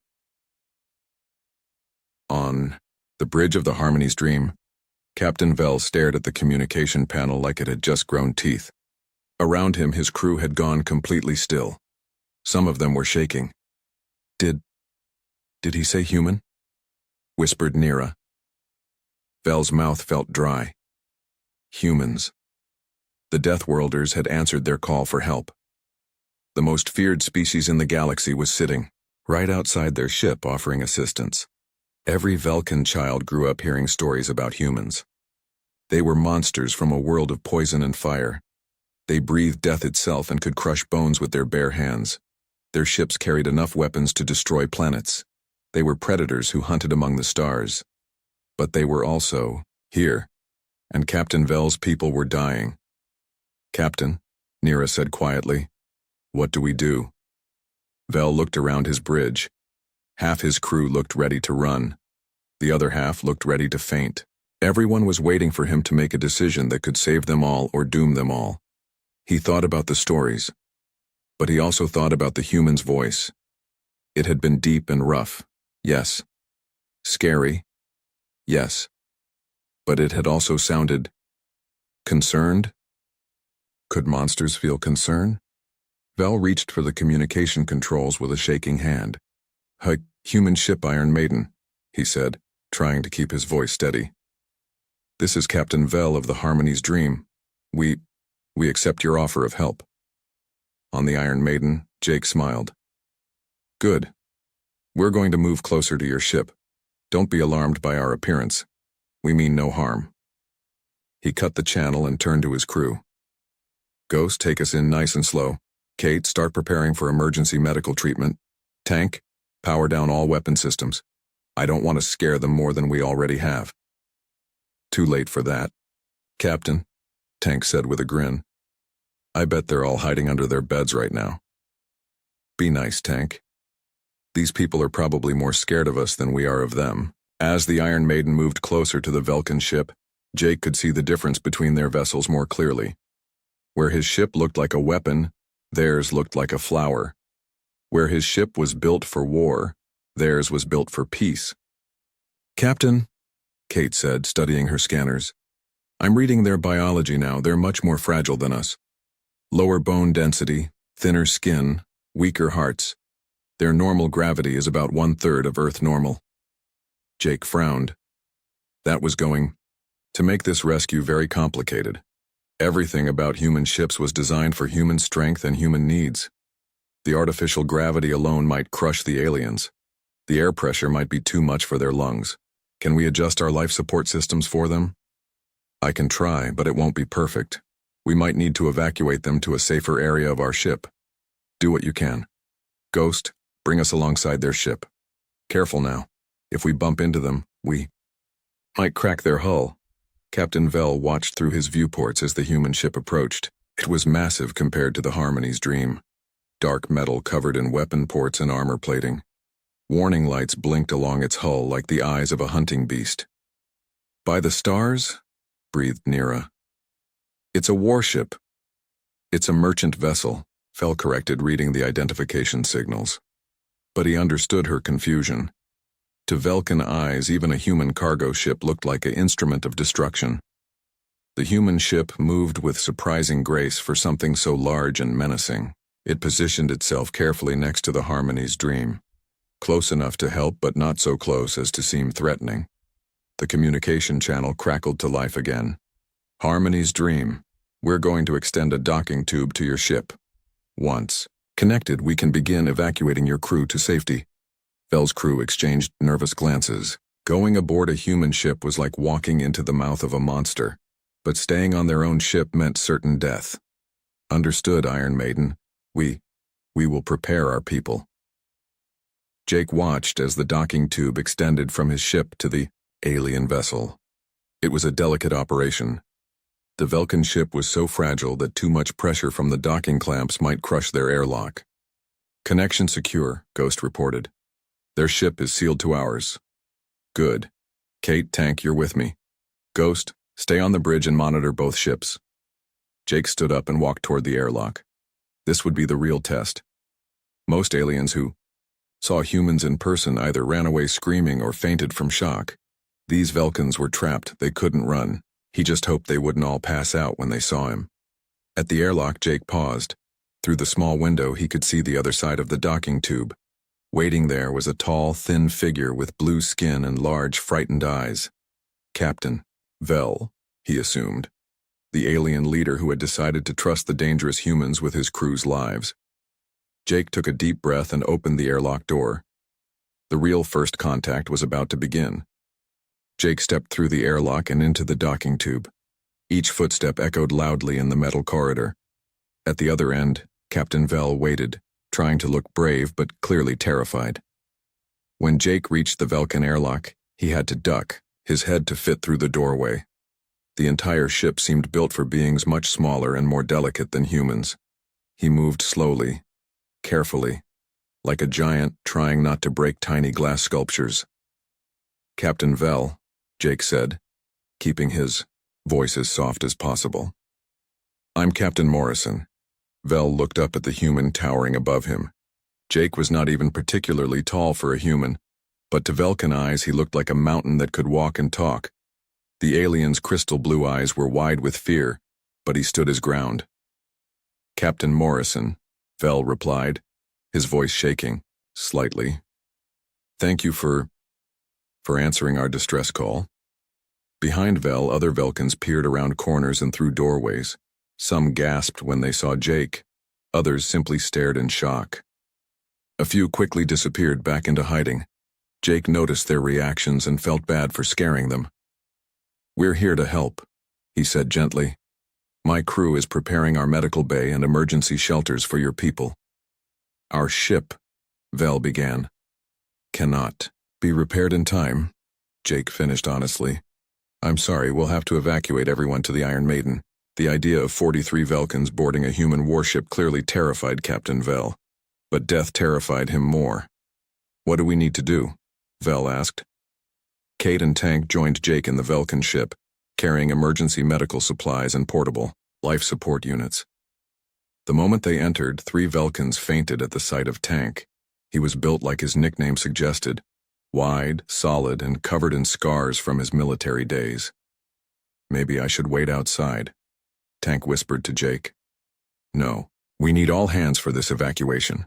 Kate knelt beside one of the unconscious Velkans, a young female with pale green skin. She pulled out her medical scanner, trying to get readings on alien biology she had never seen before. Their heart rate is extremely fast, she reported. Blood pressure through the roof. They're in shock. From seeing us? Jake asked. From terror, Kate confirmed. Captain, their entire nervous system is overloaded. Just being near us is like torture for them. Jake felt a stab of guilt. They were trying to save these people, but their very presence was causing harm. It was like being a fire trying to rescue. Ice. Any contact caused damage. Can you help them? Kate nodded, pulling out a small device. I can give them something to calm their nerves, but we need to move fast. Their life support is failing rapidly. She administered the medicine to the unconscious Velkans. Within moments, their breathing became more regular, though they remained unconscious. We need to carry them, Jake decided. Tank, you take the heavy equipment. Kate, help me with the injured. Tank picked up a massive life support unit that would have required 3 Velkans to move. He carried it like it was a small bag. The watching aliens stared in amazement and fear at this display of casual strength. The evacuation began slowly. Jake picked up the first unconscious Velkan as gently as he could, but even his careful touch felt crushing to the delicate alien. Captain Vel watched nervously as the human giant carried his crew member toward the docking tube. Please be careful, Vel pleaded. Our bones are not as strong as yours. I know, Jake replied. I'm being as gentle as I can. But what felt gentle to a human was still overwhelming to a Velkan. Jake's normal walking pace shook the fragile being in his arms. His breathing sounded like wind through a storm. Even his heartbeat audible through his chest was loud and frightening to sensitive Velkan ears. Kate followed behind, monitoring the alien's vital signs. Heart rate is still too high but stable. Keep moving, Captain. One by one, they carried the unconscious Velkans to the Iron Maiden. The ship's medical bay had been modified as much as possible. Lower gravity, softer lighting, quieter air circulation. But it was still a human environment, built for human needs. The conscious Velkans were even more challenging. They could walk on their own, but every step aboard the human ship was a struggle. The artificial gravity, set to Earth normal, felt crushing to their fragile bones. The air pressure made them feel like they were drowning. I can't breathe, gasped one young Velkan male as Kate helped him to a medical bed. The air is different here, Kate explained, adjusting an oxygen mask for his face. This will help. But it was not just the air. Everything about the human ship was too intense, too strong, too much for beings evolved on a gentle world. The crisis came when they were halfway through the evacuation. Captain Vel, exhausted from stress and lack of oxygen, collapsed in the docking tube. His legs gave out and he fell hard on the metal floor. Jake reached him first but stopped himself from touching the alien. His hands, strong enough to bend metal, might accidentally crush Vel's fragile body. Kate, he called. Kate rushed over with her medical scanner. He's in cardiac arrest. His heart can't handle the stress. Can you help him? I don't know. I've never treated a Velkan before. Their biology is completely different from ours. Jake knelt beside the dying alien captain, feeling helpless. Here was a being who had trusted him, who had put his crew's lives in human hands, and Jake could not even touch him without causing harm. What do you need? Jake asked Kate. I need to understand his heart structure, But our medical database has no information on Velkans. Tank appeared in the doorway. The rest of his crew is asking for him. They're getting panicked. Jake made a decision. Kate, do whatever you think is best. I don't care if it's risky, he's dying anyway. Kate nodded and pulled out her medical tools. Her hands, trained by years of emergency medicine, moved carefully over the alien's chest. She had to guess at anatomy, working from basic principles and hope. His heart has 4 chambers instead of 2, she murmured, studying her scanner readings. The rhythm is all wrong. She administered a mild stimulant, the weakest dose her equipment could deliver. For a human, it would be barely noticeable. For a Velkan, it was like a lightning bolt. Captain Vel's eyes snapped open. He gasped, his 4-chambered heart racing back to life. Easy, Kate said softly. You're going to be okay. Vel looked up at the humans surrounding him. These terrifying death-worlders who could accidentally kill him with a gentle touch. These monsters who were risking everything to save his people. Why? He whispered. Jake smiled. Because you needed help. The evacuation continued. One by one, all 43 Velkans were brought aboard the Iron Maiden. Some remained unconscious from shock. Others stayed awake but trembled constantly from fear and the stress of the alien environment. Jake's crew worked tirelessly to make their guests comfortable. They dimmed the lights, lowered the artificial gravity in the guest quarters, and even played soft music to mask the frightening sounds of the human ship. But despite their efforts, the cultural gap remained enormous. What was safe for humans was dangerous for Velkans. What was comfortable for humans was torture for Velkans. Still, they were alive, all 43 of them. The rescue operation was a success, even if it was the most terrifying experience of the Velkans' lives. As Jake looked at his ship's medical bay, filled with fragile aliens recovering from their ordeal, he wondered what would happen next. How could 2 species so different ever understand each other? The answer would come in time. 3 days had passed since the rescue. The Iron Maiden was now traveling toward the nearest space station, carrying 43 frightened Velkan passengers. The human crew had done everything they could to make their guests comfortable, but living on a human ship was like being trapped inside a weapon. Captain Vel sat in the modified guest quarters, watching his people through the reinforced viewing window. Most of them huddled together in small groups, whispering fearfully about their situation. Some refused to eat the human food, even though it had been tested safe for Velkan biology. Others jumped at every sound the ship made. A soft knock came at his door. Vel's heart raced. Even the gentlest human knock sounded like thunder to Velkan ears. "Come in," he called weakly. Captain Morrison entered, moving as slowly and carefully as a giant, trying not to step on ants. He carried a small tray with food and what looked like Velkan tea. "How are your people doing?" Jake asked, setting the tray down with extreme care. "They are alive," Vel replied. "Thanks to you and your crew. But they are struggling." Jake nodded, sadly. He had seen the fear in every Velkan face. Even when his crew tried to help, the aliens would shrink away or sometimes faint from terror. "I brought you some tea." Kate analyzed your food preferences and tried to make something familiar. Vel picked up the cup with shaking hands. The liquid inside was almost the right color, but it smelled wrong. Everything human-made smelled wrong to Velkan senses. "Captain Morrison," Vel said carefully, "may I ask you something?" "Of course. Why? Did you save us? Your people, humans? They are feared throughout the galaxy. Many species consider you dangerous predators. You could have ignored our distress call. No one would have blamed you." Jake was quiet for a long moment, staring out the small viewport at the stars rushing past. When he finally spoke, his voice was soft and thoughtful. "On my world, Earth, we have a saying.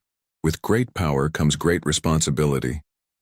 We humans are strong, yes. Our world made us that way. But being strong doesn't mean we use that strength to hurt others. It means we use it to protect those who can't protect themselves." Vel studied the human's face. Despite his scary appearance, the thick bones, the dense muscles, the predator's eyes, there was something gentle in his expression.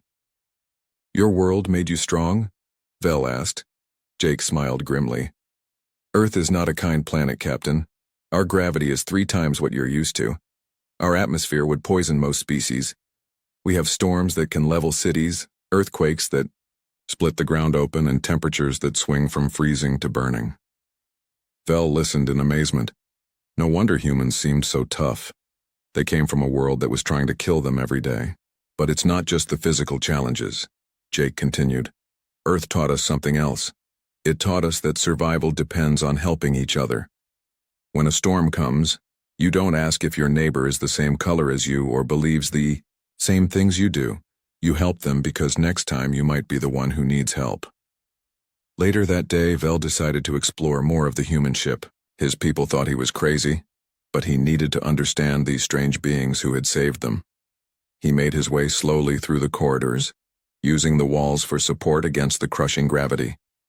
Everything about the ship spoke of violence and danger. The walls were thick metal built to withstand weapons fire. Emergency stations contained tools that looked like torture devices. Even the lights were harsh and bright, designed for human eyes that could see in conditions that would blind most species. But as he explored, Vel began to notice other things. In the crew quarters, he saw pictures of families, human children with gap-toothed smiles, elderly humans with kind eyes. In the common area, someone had painted a mural of Earth's sky, with soft clouds and gentle blue colors. He found Kate in the medical bay, still tending to the sickest Velkans.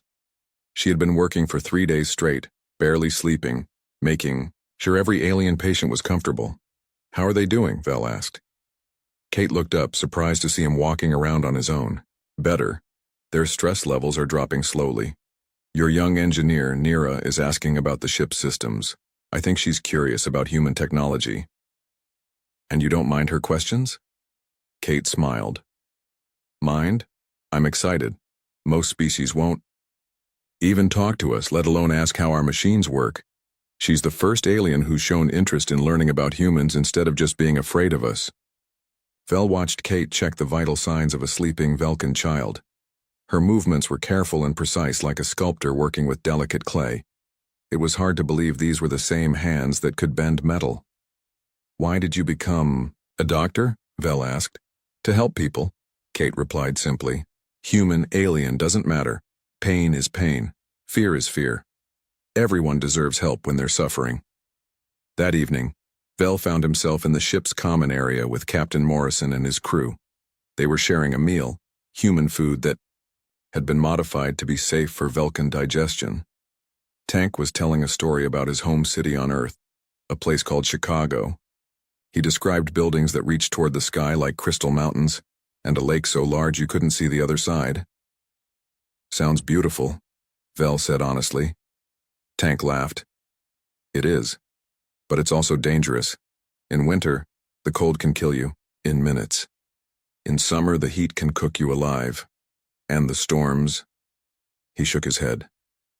We get winds that can pick up cars and throw them around like toys.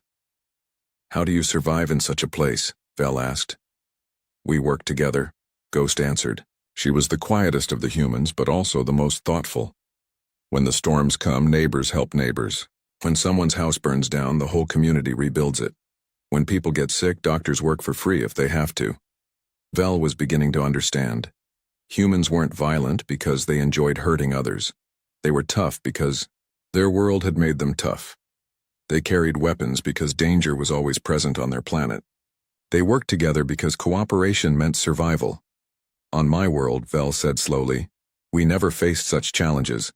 Our weather is gentle. Our gravity is light. Our biggest predators are no larger than your hand. We built our civilization through art and philosophy, not through struggle. That sounds wonderful, Jake said. I'd love to see it someday. You would?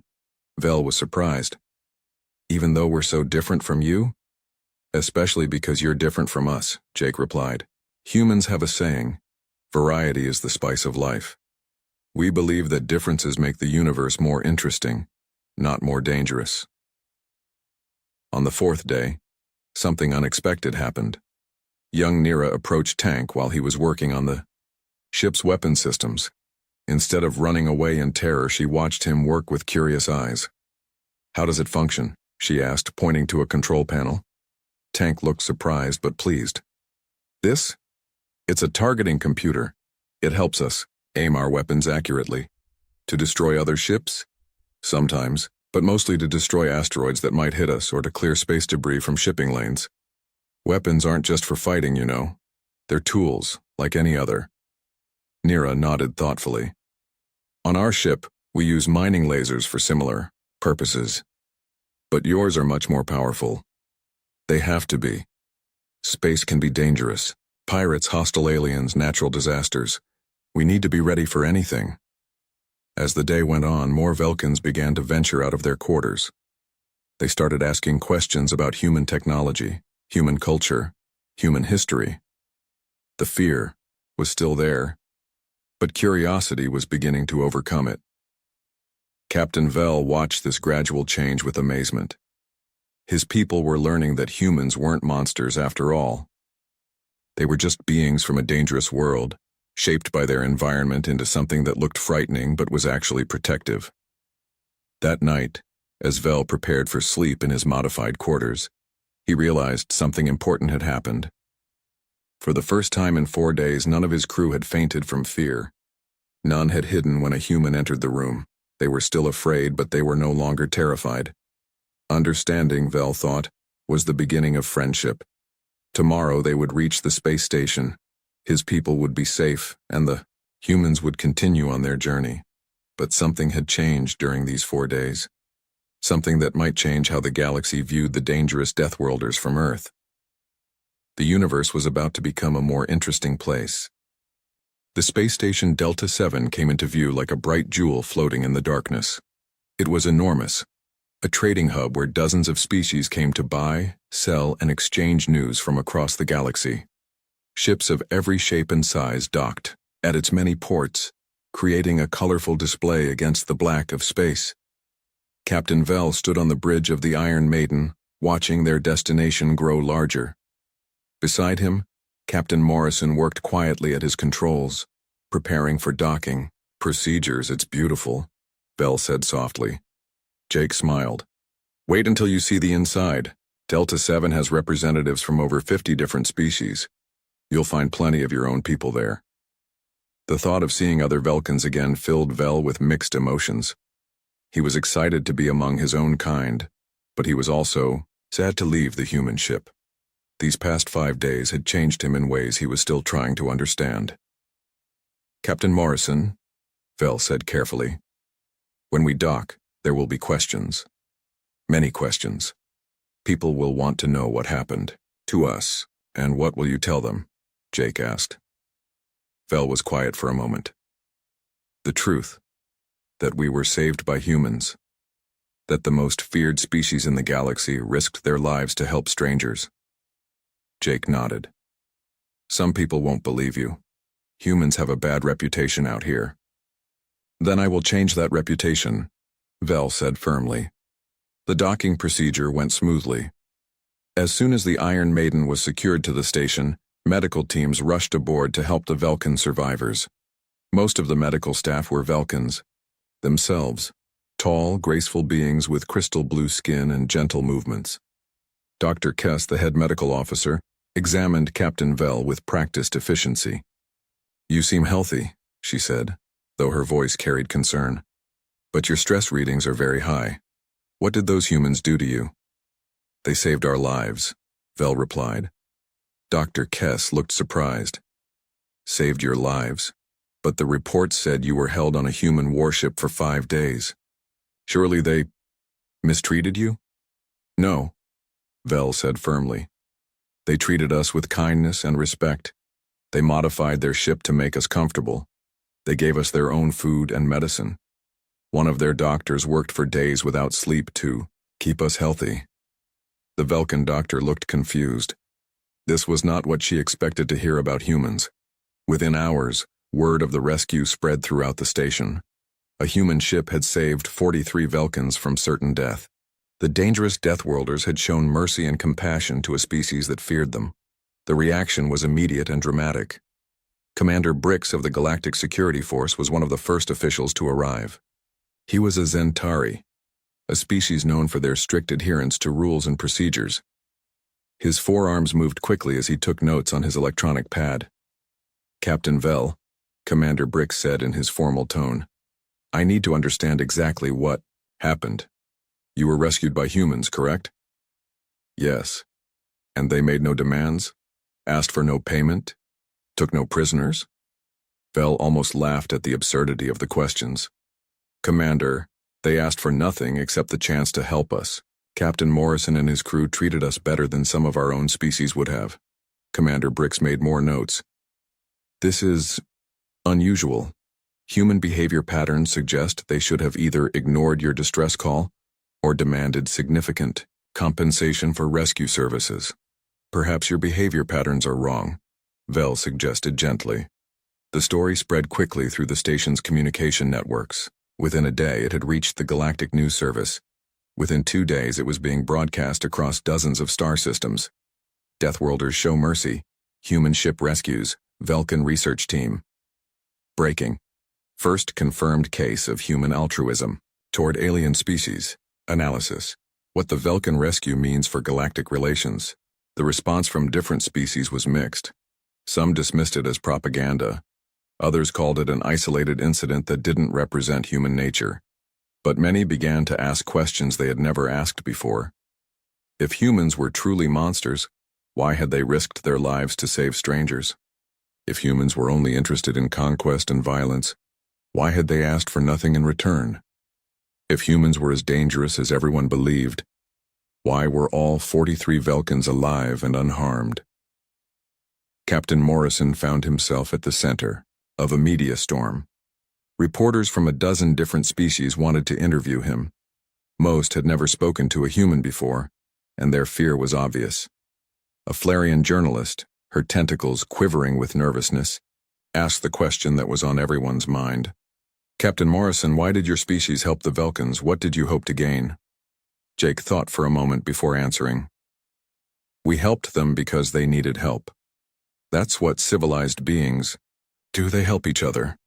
As for what we hope to gain," he paused, "maybe we hope to gain something we've never had before. Respect, understanding, the chance to be judged by our actions instead of our appearance." Another reporter, this one a Thulan with bright purple scales, pressed further. "But humans are known to be aggressive and violent. How do we know this isn't some kind of trick?" "Because," Jake said patiently, 43 beings are alive today who would have died if we hadn't acted.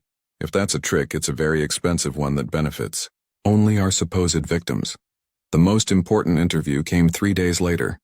Captain Vel had requested to speak to the Galactic Council through a live broadcast that would reach every civilized world in the galaxy. Standing before the cameras, Vel looked small and fragile compared to the human captain beside him.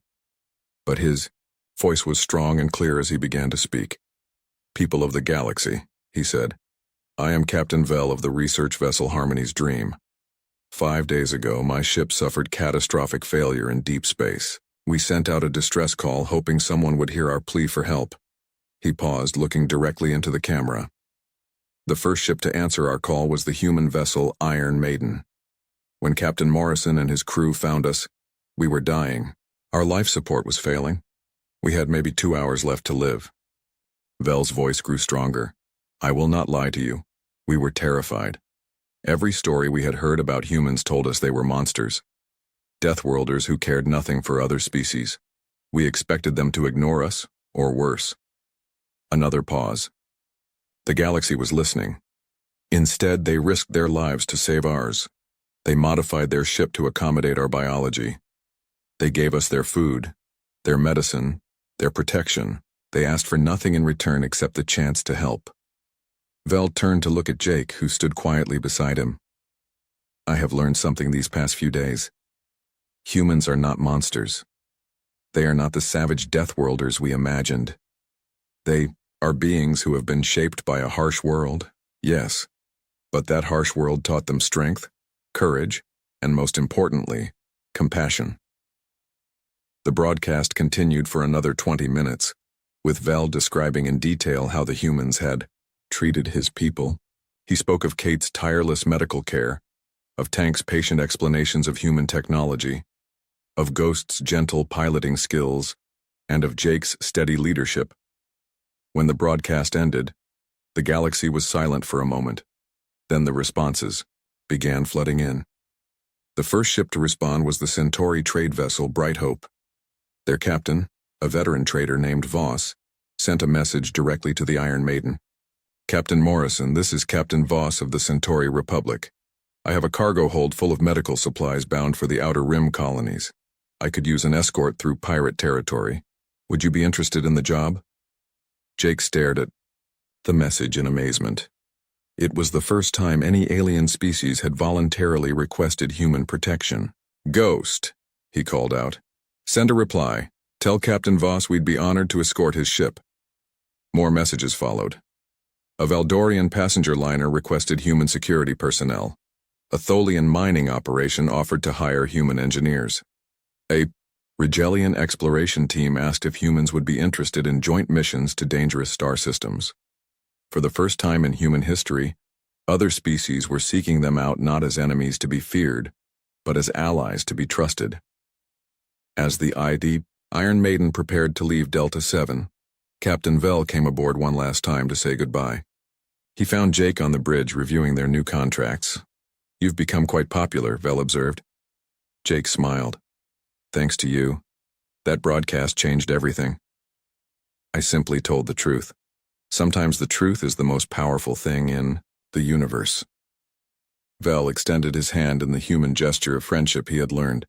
Jake shook it carefully, mindful of the alien's fragile bones. "Will we meet again?" Vel asked. "I hope so," Jake replied. "The galaxy is big, but it's getting smaller every day." As the Iron Maiden undocked from the station, Jake received one final message. It was from the Galactic Maritime Authority, the organization that regulated shipping throughout civilized space. "Captain Morrison, this is Admiral Torres of the GMA. We have received reports of your recent rescue operation. Based on the testimony of Captain Vel and his crew, we are offering humanity full membership in the Galactic Shipping Alliance. Welcome to the community of civilized species." Jake read the message twice before he believed it. Humanity had just been accepted into galactic civilization, not as conquerors or threats, but as protectors and allies. "Ghost," he said, "set course for the Outer Rim. We have medical supplies to deliver." "Aye, Captain," Ghost replied with a grin. "It feels good to be the good guys."